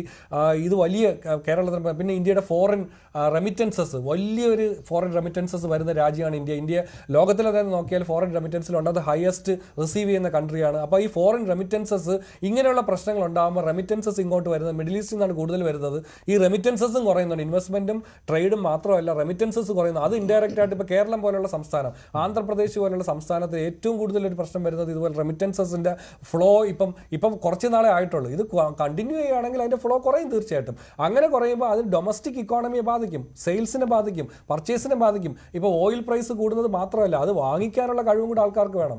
പ്രൈസ് കൂടിയ ഒരു പരിധി വരെ നമ്മൾ സപ്പോർട്ട് ചെയ്യും. അതല്ലാത്ത ആ ഒരു സ്രോതസ്സും കേരളം പോലെയുള്ള സമ്പദ് വ്യവസ്ഥയിൽ അടയുമ്പോഴുണ്ടാകുന്ന പ്രശ്നം വളരെ രൂക്ഷമാവും. പക്ഷേ ഇപ്പം തൽക്കാലം നമുക്ക് അങ്ങനെയുള്ള പ്രശ്നങ്ങളിലേക്ക് പോയില്ല. കാരണം കുറച്ച് ദിവസമേ ആയിട്ടുള്ളൂ വാർ. ഈ വാർ എന്ന് പറയുന്നത് ഒരു മാസമൊക്കെ കണ്ടിന്യൂ ചെയ്ത് ഇങ്ങനെ പോയി കംപ്ലീറ്റ് ആയിട്ട് കട്ട് ഷോട്ട് ചെയ്യുന്ന രീതിയിലേക്ക് പോവുകയാണെങ്കിൽ മാത്രമാണ് ആ ഒരു പ്രശ്നത്തിലേക്ക് പോകുന്നതെന്നാണ് എനിക്ക് തോന്നുന്നത്. ശരി, ശ്രീ മോഹൻ ബഗീസ്, നമ്മുടെ സാമ്പത്തിക മേഖല അത് ഭദ്രമാക്കുക, ഇത്തരത്തിൽ എണ്ണയുടെ ഷോർട്ടേജ് ഉണ്ടാകാതിരിക്കുക, ഇതാണല്ലോ ഇന്ത്യ പ്രാഥമികമായിട്ട് ചെയ്യേണ്ടത്. അത് ചെയ്യുന്നുമുണ്ട്. പിന്നെ റെസ്പോൺസിന്റെ കാര്യത്തിൽ, പ്രതികരണത്തിന്റെ കാര്യത്തിൽ ഒരു കൺട്രോൾഡ് റെസ്പോൺസ്, അതല്ലേ ഇന്ത്യക്ക് സാധ്യമാവുകയുള്ളൂ ഈ നയതന്ത്രം വെച്ച്. ഈ നയതന്ത്രത്തിൽ നമ്മൾ യഥാർത്ഥത്തിൽ പ്രയോറിറ്റീസ് നിശ്ചയിക്കുക എന്നതാണ് ഏത് നയതന്ത്രത്തിൻ്റെയും മർമ്മം. നമ്മുടെ പ്രയോറിറ്റിയിൽ ഇന്ത്യൻ ഡയസ്പോറയുടെ സേഫ്റ്റി ആൻഡ് സെക്യൂരിറ്റി ആണ് പ്രൈമറി കൺസേൺ. അത് ഇന്ത്യയുടെ ഒരു 90 ലക്ഷം പേര്, 1 കോടിയോളം പേരാണ് വിവിധ ഗൾഫ് രാജ്യങ്ങളിൽ, GCC രാജ്യങ്ങളിൽ ഇപ്പോൾ ജോലി ചെയ്ത് ജീവിക്കുന്നത്. അപ്പോൾ രണ്ടാമത്തെ കാര്യം മാത്രമാണ് അവരുടെ റെമിറ്റൻസസ്, ഫോറിൻ റെമിറ്റൻസസ്. അപ്പോൾ ഒരു ഡയസ്പോറ പ്രഷർ ഒരു വശത്ത്, 2 ആ ഫോറിൻ റെമിറ്റൻസുകൾ വരാതിരുന്നാലുള്ള ബുദ്ധിമുട്ട്, അതിനുശേഷമേ വരൂ ഈ ഓയിൽ ഷോക്ക് എന്ന് പറയുന്ന മൂന്നാമത്തെ കാര്യം. പക്ഷേ ഇപ്പോൾ നമ്മൾ കൂടുതൽ ചർച്ച ചെയ്യുന്ന ഒരുപക്ഷെ ഇന്ത്യക്ക് ഏത് രീതിയിലുള്ള ഇടപെടലുകൾ നയതന്ത്ര തലത്തിൽ ഡിപ്ലോമാറ്റിക്കലി ഒരു ക്രൈസിസ് മാനേജ്മെൻറ്റ് അല്ലെങ്കിൽ ഈ ഒരു പ്രോബ്ലം സോൾവിങ് സ്കിൽസ് ഇത് കാട്ടാനാവുമെന്നതാണ്. ഇത് നമുക്ക് വളരെ ഒരു ട്രിക്കി ചോദ്യമാണ്. കാരണം ഒരു ഗ്രേറ്റ് ബാലൻസിങ് ആക്റ്റിൽ വിശ്വസിച്ചുകൊണ്ടാണ് ഇപ്പോൾ നമ്മുടെ വിദേശ നയം പോകുന്നത്. നമ്മുടെ വിദേശ നയത്തിൻ്റെ ഇപ്പോഴത്തെ ഒരു പൊതുവെ ഒരു പുട്ടിക്കിൻ്റെ നട്ഷൽ നമ്മൾ പറയും സ്ട്രാറ്റജിക് ഓട്ടോണമി. നമ്മുടെ രാജ്യത്തിൻ്റെ ഊർജ സുരക്ഷ, ഭക്ഷ്യ സുരക്ഷ, ദേശീയ സുരക്ഷ ഇത് മൂന്നും സംരക്ഷിച്ചുകൊണ്ട് മാത്രമേ ഒരു രാജ്യത്തിന് പോകാനാവൂ. ഇൻ്റർനാഷണൽ പ്രസ്റ്റീജ് എന്ന് പറയുന്നത് വേറൊരു ഡയമെൻഷനാണ്. അതല്ല പ്രധാന പരിഗണന. നമ്മൾ ഇൻ്റർനാഷണൽ പ്രസ്റ്റീജാണ് പ്രധാനമെങ്കിൽ മുൻകാലങ്ങളിൽ അങ്ങനെ ഒരു ചിന്തയുണ്ടായിരുന്നു. നമ്മൾ ന്യായമായ ഇടപെടലുകൾ നടത്തുകയും ഓരോ കാര്യത്തിലും വ്യക്തമായ അഭിപ്രായം പറയുകയും ഒക്കെ ചെയ്താലേ ലോകരാജ്യങ്ങൾ ഇന്ത്യയെ പൂർണ്ണമായി അംഗീകരിക്കൂ. അങ്ങനെ ഇപ്പോഴും വിശ്വസിക്കുന്ന നല്ലൊരു ശതമാനം ആളുകളുണ്ട്. ഞാനും അത് ഭാഗികമായി വിശ്വസിക്കുന്ന ഒരാൾ തന്നെയാണ്. പക്ഷേ പ്രാഥമിക പരിഗണന അതല്ല. അതുകൊണ്ട് ഇലയ്ക്കും മുള്ളിനും കേടില്ലാത്ത രീതിയിൽ അപ്പം നമുക്ക് പക്ഷം പിടിക്കുന്നതിന് ബുദ്ധിമുട്ടുണ്ട്. അപ്പോഴും നമ്മുടെ ഇന്ത്യ പ്രയോറിറ്റി കാട്ടി ഇറാനെ തള്ളി പറയാതെ തന്നെ അവിടെ മൗനം, ഒരുതരം വാചാലമായ മൗനം പാലിച്ചുകൊണ്ട് തന്നെ ഗൾഫ് രാജ്യങ്ങളിലേക്ക് ഇറാൻ നടത്തിയ ആക്രമണത്തെ ശക്തമായി അപലപിച്ചു. അതേസമയം ഒരു ലാർജർ ഒരു ഫ്രണ്ടിൽ ഇന്ത്യ പറഞ്ഞു വെച്ചൊരു കാര്യമുണ്ട്. പ്രധാനമന്ത്രി ശ്രീ നരേന്ദ്രമോദി പറഞ്ഞു വെച്ച ഒരു കാര്യമുണ്ട്. റൂൾ ബേസ്ഡ് വേൾഡ് ഓർഡർ നിലനിൽക്കേണ്ടതിൻ്റെ ആവശ്യകത. അതാര് പറയും? പുച്ഛക്കാർ മണികിട്ടുമെന്നതാണ്. അതാണ് യഥാർത്ഥ വിഷയം. അതായത് നിയതമായ ചട്ടങ്ങളുടെ അഭാവത്തിൽ അമേരിക്ക ഇന്ന് കാട്ടിയത് നാളെ വേറെ ഏതെങ്കിലും രാജ്യം കാട്ടും. അമേരിക്ക തന്നെ കാട്ടിയതിരിക്കും. അവിടെ ഒരു ബാലൻസിങ് ആവശ്യമാണ്. നിയതമായ ചട്ടങ്ങൾ അനുസരിച്ച് മാത്രമേ ശക്തിയുണ്ട്, ബലമുണ്ട്, സൈനിക സന്നാഹമുണ്ട്, ടെക്നോളജിയുണ്ട്. അതുകൊണ്ട് മാത്രം ദുർബലമായ രാജ്യങ്ങൾക്ക് നേരെ പ്രത്യേക താല്പര്യമനുസരിച്ച് ഏതെങ്കിലും ഒരു നേതാവിൻ്റെയോ ഒരു കോക്കസിൻ്റെയോ താല്പര്യമനുസരിച്ച് കുതിര കയറാൻ ഉള്ള സാഹചര്യം ഉണ്ടാവരുത്. ആ ഒരു കാര്യം ഒരു വെയിൽഡ് ലാംഗ്വേജിൽ ഭാരതം പറഞ്ഞു വെച്ചു. അതൊരു നിലപാട് തന്നെയാണ്. അത് ഫർദർ ചെയ്യാൻ വേണ്ടി എന്ത് ചെയ്തു എന്നാണ് ചോദിച്ചതെങ്കിൽ യഥാർത്ഥത്തിൽ ഒരു മാറ്റം ശ്രീ ഡോക്ടർ ബ്രിഗേഡിയർ മോഹനൻ പിള്ളയൊക്കെ പറഞ്ഞൊരു കാര്യമുണ്ട്. ഇവിടെ ഈ യുദ്ധത്തിൽ വലിയ ചില പാഠങ്ങൾ മുന്നോട്ട് വരുന്നു. അതിലൊരു പാഠമെന്ന് പറയുന്നത് ആധുനിക യുദ്ധത്തിൽ പൂർണ്ണമായി ഒരു രാജ്യത്തിന് എത്ര ശക്തി ഉണ്ടെങ്കിലും മറ്റൊരു രാജ്യത്തെ പൂർണ്ണമായി കീഴ്പ്പെടുത്താൻ ആവില്ല. റഷ്യ ഉക്രൈനിൽ പരാജയപ്പെട്ടിട്ടില്ല, പക്ഷേ ഉക്രൈനെ പൂർണ്ണമായി കീഴടക്കാൻ സാധിച്ചിട്ടില്ല. ഇസ്രായേൽ എത്ര ശക്തിയുണ്ടെന്ന് പറഞ്ഞാലും ഉദ്ദേശിച്ച കാര്യം ഹമാസിനെ പൂർണ്ണമായി എലിമിനേറ്റ് ചെയ്യുകയാണ്. ഹമാസ് മുക്ത ഗാസ ഇപ്പോഴും മരീചികയായി തുടരുന്നു. ഒരുപക്ഷെ ട്രംപിൻ്റെ ബോർഡ് ഓഫ് പീസൊക്കെ വരുമ്പോൾ ഒരുപക്ഷെ ഹമാസിന് അവരുടേതായ ഒരു പ്രത്യേക സ്ഥലം രേഖപ്പെടുത്തി കൊടുത്തേക്കാം, ഇല്ലെന്ന് പറയുന്നില്ല. പക്ഷേ അത് സാധിച്ചിട്ടില്ല. അങ്ങനെയെങ്കിൽ ഇത്രയും വലിയ ഭൂവിസ്തൃതിയുള്ള 9 കോടി ജനമുള്ള ഇറാനെ പൂർണ്ണമായി പരാജയപ്പെടുത്താം എന്ന് മോഹിച്ചാൽ അത് തെറ്റാണ്. അതുകൊണ്ട് Iran can claim victory. At the same time America can also claim victory. ഇതൊരു ക്ലെയിം ആയിരിക്കും. യുദ്ധത്തിൻ്റെ പരിസമാപ്തി എങ്ങനെയാണ്? രണ്ടു കൂട്ടരും ഒരുപോലെ വിജയം ആഘോഷിക്കും, ക്ലെയിം ചെയ്യും. അമേരിക്ക പറയും ഞങ്ങളുടെ ലക്ഷ്യങ്ങളെല്ലാം തന്നെ ഞങ്ങൾ നേടിയെടുത്തു. അയത്തുള്ള അലി ഖുമേനിയെ വധിച്ചു, 1ാം നമ്പർ ലക്ഷ്യം നേടിയെടുത്തു. അങ്ങനെ ഒരു ഭരണമാറ്റമുണ്ടായി. ട്രംപ് പക്ഷേ പക്ഷെ അവിടെയും ഭരണമാറ്റം സാധ്യമാകുന്നില്ല എന്നത് ഒരു കളങ്കമായിട്ട് തന്നെ കിടക്കും. അത് ശ്രീ മഞ്ജുഷ്, ഈ ഭരണമാറ്റത്തെ ഒന്ന് ഇന്റർപ്രറ്റ് ചെയ്ത് നോക്കൂ. What do you mean by regime change? Ayatollah Ali Khamenei എന്ന വ്യക്തി നയിച്ച ഒരു ക്രമം, ആ ക്രമം ഇപ്പോഴും തുടരുന്നു. വ്യക്തി പോയി, പക്ഷേ ക്രമം തുടരുന്നു എന്നത് വേറൊരു ഡയമെൻഷനാണ്. അതുകൊണ്ട് ശരി, give Mojtaba Khamenei a chance. Whoever Iran selects, give him a chance. അതായത് നന്നാകാനൊരു അവസരം കൊടുക്കൂ എന്ന രീതിയിലേക്ക് ഭരണമാറ്റം എന്നതിൽ നിന്നും നന്നാകാൻ, പുതിയ നേതൃത്വം നന്നായാൽ നിങ്ങൾക്ക് കൊള്ളാം, അല്ലെങ്കിൽ ഞങ്ങൾ വീണ്ടും ഒന്നുകൂടൊന്ന് വരേണ്ടി വരും എന്ന രീതിയിലുള്ളൊരു ത്രെട്ട് പറഞ്ഞുകൊണ്ട് പിന്മാറാനുള്ള സാധ്യത തള്ളിക്കളയാനാവില്ല. അപ്പോഴും വിജയങ്ങൾ under the belt of America, വിജയങ്ങളുടെ കണക്കുകൾ പറഞ്ഞുകൊണ്ടായിരിക്കും പിന്മാറുന്നത്. അതേസമയം ഇറാന് പൂർണ്ണ വിജയം ക്ലെയിം ചെയ്യാം. കാരണം അമേരിക്ക പറഞ്ഞു തകർക്കുമെന്ന് പറഞ്ഞു, പൂർണ്ണമായി തകർക്കാൻ കഴിഞ്ഞിട്ടില്ല. ഭരണമാറ്റം ആ രീതിയിൽ മാറാൻ കഴിഞ്ഞിട്ടില്ല. ആക്രമണകാരിയാണ് ലക്ഷ്യങ്ങൾ നേടിയെടുക്കേണ്ടത്. ആക്രമണ വിധേയമായ രാജ്യത്തെ സംബന്ധിച്ചിടത്തോളം ശ്രീ മോഹൻപിള്ള പറഞ്ഞതുപോലെ അവർക്ക് നിലനിൽപ്പ് മാത്രം മതി. അവർക്ക് നിലനിൽക്കാൻ ആകുന്നിടത്തോളം കാലം ഇറാനും വിജയം ക്ലെയിം ചെയ്യാം. അതുകൊണ്ട് പക്ഷം പിടിച്ചുകൊണ്ട് നമ്മുടെ ആളുകൾ പക്ഷം പിടിച്ചുകൊണ്ട് ഇറാൻ പക്ഷം, അമേരിക്ക പക്ഷം എന്ന് പറഞ്ഞുകൊണ്ട് ഗെയിമായി ഇതിനെ കാണുന്ന മോഹൻപിള്ള, രാജ്യത്ത് പ്രതിപക്ഷം പറയുന്നത് ഇറാനൊപ്പം നിൽക്കണം എന്നുള്ളതാണല്ലോ. അത് നടക്കുന്ന കാര്യമല്ലല്ലോ. അത് നടക്കുന്ന കാര്യമല്ല. കാരണം എന്ന് വെച്ച് കഴിഞ്ഞാല് മഞ്ജുഷ, ഇതിനകത്തൊരു ബാലൻസിങ് ആക്ട് ആയിരുന്നു ശരിക്കും വേണ്ടിയിരുന്നത്. അത് റൈറ്റ് ടൈമിൽ വേണമായിരുന്നു എന്നുള്ളതേ ഉള്ളൂ. കാര്യം ഇസ്രയേലിനെ സംബന്ധിച്ചിടത്തോളം ഇന്ത്യ ഇസ്രയേൽ എന്ന് പറഞ്ഞു കഴിഞ്ഞാൽ വെൻവേർ നമുക്കൊരു national security is A threat direct ആയിട്ടും ഓപ്പൺ ആയിട്ടും നമ്മൾ സപ്പോർട്ട് ചെയ്തിട്ടുള്ള ഇസ്രയേലാണ്. അതുകൊണ്ട് we just cannot ignore Israel ഒരു കാരണവശാലും. അതായത് ആംസ് സപ്ലൈ ആണെങ്കിലും ആംസ് ഡീൽ ആണെങ്കിലും അത് ഒരു കാര്യമാണ്. പിന്നെ ഇറാനെ സംബന്ധിച്ചിടത്തോളം നമുക്ക് ഓയിൽ അതാണ് ഞാൻ പറയാതെ പറഞ്ഞു വെച്ചത്. അമേരിക്കയുടെ ഇൻഫ്ലുവൻസിൽപ്പെട്ട്, അതായത് Venezuela rich in oil, Venezuela US അണ്ടറിലായി. അപ്പോൾ റെസ്റ്റ് ഓഫ് ദി പ്ലേസസ് എവിടെയൊക്കെ ഓയിൽ ഉണ്ടോ ആ ഓയിൽ ഡിപ്ലോമസി വഴി അമേരിക്കയുടെ അപ്രമാദിത്യം വന്നു കഴിഞ്ഞാൽ അമേരിക്കയുടെ ഒപ്പം ചേർന്നാൽ നമുക്ക് സേഫ്റ്റി കൂടുതൽ ഉണ്ടാകും എന്ന ഒരു മിസ്കൺസെപ്റ്റ് ആണോ ഇതിനകത്ത് വന്നത് എന്നുള്ളതാണ് ഇതിനകത്ത് ചർച്ച ചെയ്യേണ്ടതായിട്ടുള്ള ഒരു വിഷയം. കാരണം വെച്ച് കഴിഞ്ഞാൽ അതൊരു പ്രത്യേകതരം ഒരു കാര്യമാണ്.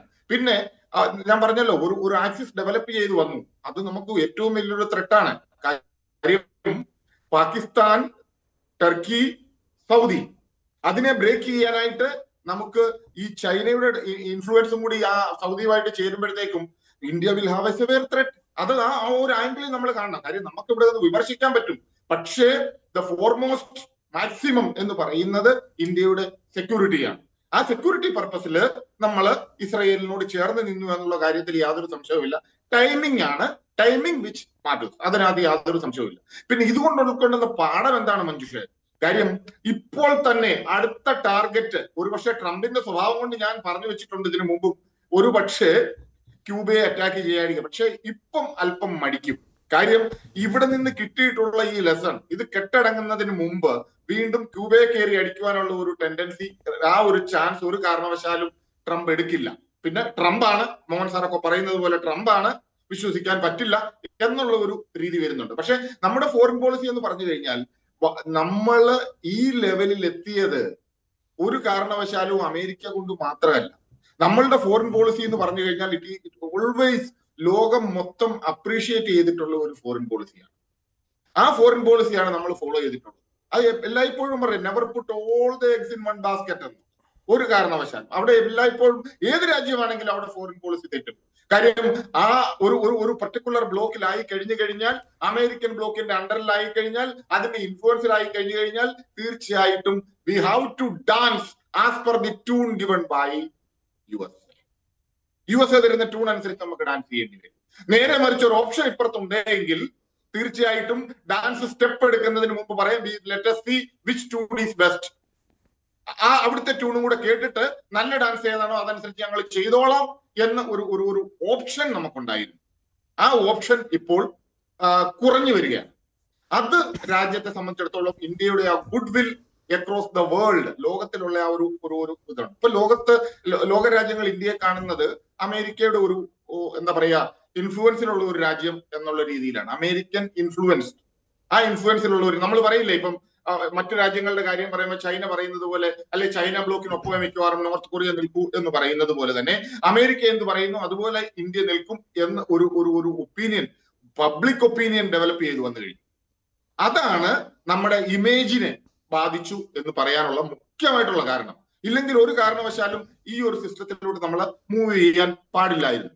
അതിന്റെ ഈ ചേരിചേരാ നയം എന്ന് പറഞ്ഞു കഴിഞ്ഞാൽ neither joining either of the block എന്നൊക്കെ പറഞ്ഞ് അപ്പം ബ്ലോക്കേ ഇല്ല. ഒരു സൈഡിൽ ശരിക്കും പറഞ്ഞു കഴിഞ്ഞപ്പോൾ ബ്ലോക്ക് ഇല്ല, യൂണിപോളാറായി കഴിഞ്ഞപ്പോഴത്തേക്ക് നമുക്ക് അതിനോടൊപ്പം ചേർന്ന് നിന്നാലേ ബെനിഫിറ്റ് കിട്ടും. അത് ഒരു കൺസെപ്റ്റ് ആണ്. പക്ഷേ നമ്മൾ നോക്കേണ്ടത് നമ്മളുടെ region, of course permanent rivalry ആണ് ചൈനയുമായിട്ടെങ്കിൽ പോലും റീജിയണൽ ഡെവലപ്മെന്റ് ആണ് നമ്മൾ നോക്കുന്നത്. ആ regional development, that means the neighbours first, ആ കൺസെപ്റ്റ് ഫോളോ ചെയ്യുമായിരുന്നെങ്കിൽ നമ്മൾ ഒരിക്കലും ഈ ഒരു സ്റ്റെപ്പ് എടുക്കില്ലായിരുന്നു. First we have to think about. കാര്യം ഒരു അത്യാവശ്യം ഉണ്ടായാൽ ആദ്യം ഓടി വരേണ്ടത് അയൽവക്കക്കാരനാണ്.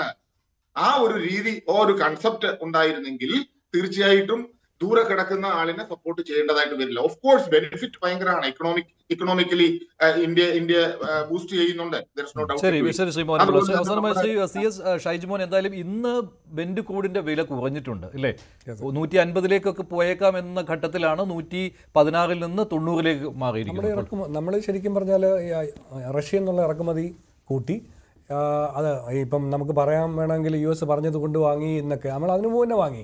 ഇവിടെ സൂചിപ്പിച്ചതിനേക്കാൾ വ്യത്യസ്തമായിട്ട് എനിക്കൊരു കാര്യം പറയാനുള്ളത്, നമ്മൾ we are not dancing to the tunes with എന്താണ് പ്രൊവൈഡിങ് ബൈ അമേരിക്ക എന്നുള്ള രീതിയിലോട്ടല്ല. ശരിക്കും സ്ട്രാറ്റജിക്കലി നമ്മൾ നോക്കിയാൽ, I am purely talking from the perspective of economy. We are making the tune, they are dancing. ആ രീതിയിലേക്ക് പോവാണ് കാര്യങ്ങൾ. ഇത് നമ്മുടെ ടാരിഫ് റെസ്ട്രിക്ഷൻസിൻ്റെ കാര്യം നോക്കിയാലും ഇതിനു മുമ്പ് പല റിയാക്ഷൻസ്, ഇപ്പോൾ എസ്പെഷ്യലി ഇപ്പോൾ പ്രസിഡന്റ് ട്രംപ് വന്നതിന് ശേഷമുള്ള സംഗതികൾ നോക്കിക്കഴിഞ്ഞാൽ നമ്മൾ വളരെ കാം ആൻഡ് കമ്പോസ്ഡ് ആയിരുന്നു. നമ്മൾ നമ്മുടെ മ്യൂസിക് നമ്മൾ ട്യൂൺ ചെയ്തുകൊണ്ടിരിക്കുകയാണ്. കാരണം നമുക്ക് ട്യൂൺ ചെയ്യാൻ ഒരു പവറുണ്ട്, ടെക്നോളജി പവർ നമ്മൾ കൂടുന്നുണ്ട്. അതല്ല പ്രധാനപ്പെട്ട പവർ നമ്മുടെ പോപ്പുലേഷൻ. 75 crores അല്ലെങ്കിൽ ഇപ്പോൾ ഏകദേശം 50 crores upper middle class purchasing പവറുള്ള പോപ്പുലേഷനാണ് നമുക്കുള്ളത്, സാധാരണ പോപ്പുലേഷൻ അല്ല. അതുകൂടാതെ തന്നെ 60%, 60% നമ്മുടെ ജനസംഖ്യയുടെ 60% 35 വയസ്സിൽ താഴെയുള്ളതാണ്. സ്കിൽഡിൻ്റെ കാര്യത്തിൽ കുറച്ച് പ്രശ്നമുണ്ട്. അതുകൊണ്ടാണ് നമ്മളിപ്പോൾ ലിംബ് ചെയ്യുന്നത്.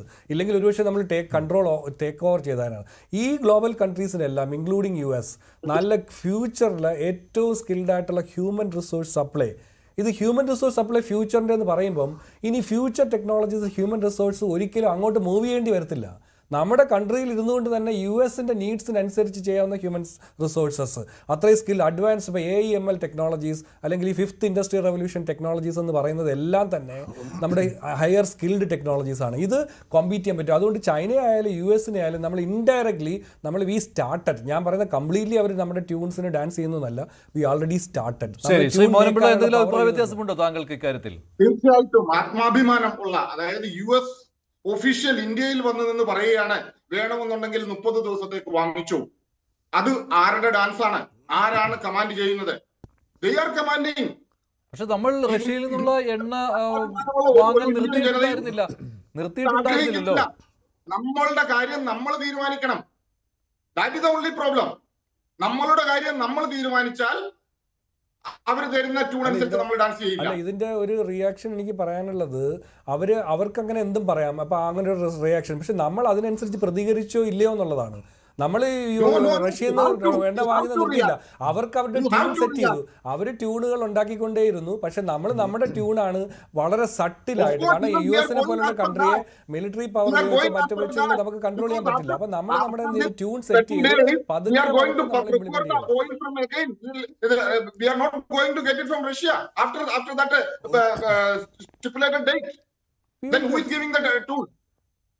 After that stipulated date, wishful ആയിട്ടുള്ള നമ്മുടെ പെസിമിസ്റ്റിക് ആയിട്ടുള്ള expectation. I am very optimistic. Actually US-നെ സംബന്ധിച്ചിടത്തോളം ഇന്ത്യ ഏറ്റവും വലിയൊരു പാർട്ണറാണ്. ഇന്ത്യയെ സംബന്ധിച്ചിടത്തോളം വലിയ പാർട്ണർ തന്നെയാണ്. അതുപോലെ തന്നെ ചൈനയും അതുപോലെ തന്നെ റഷ്യയും. ഇത് നമ്മൾ എല്ലാ രാജ്യത്തിനെയും നമ്മൾ നന്നായിട്ട് തന്നെ കൊണ്ടുപോകണം. അത് നമുക്ക് വളരെ സ്ട്രാറ്റജിക്കലി ഇമ്പോർട്ടന്റ് ആണ്. Strategically means economic strategy. തീർച്ചയായിട്ടും നമ്മൾ ഫ്യൂച്ചറിലും ഈ റഷ്യ ആയിട്ടുള്ള നമ്മൾ ഒരിക്കലും നിർത്തിയില്ലല്ലോ, ഇത്രയും പറഞ്ഞു നിർത്തിയിട്ടില്ല. നന്ദി ചർച്ചയിൽ പങ്കെടുത്ത എല്ലാവർക്കും. ഇത് ചോദ്യം ഇതായിരുന്നു: യുദ്ധം നീളുന്നു, ഇന്ധനക്ഷാമത്തിൽ ആശങ്കയുണ്ടോ? ആശങ്കയുണ്ടെന്ന് 81% പ്രേക്ഷകർ, ഇല്ല എന്ന് 16%.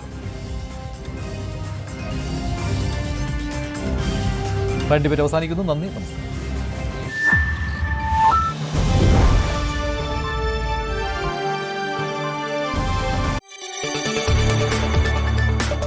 കൂടുതൽ വാർത്തകൾക്ക് News 18 Keralam YouTube channel subscribe ചെയ്യുക.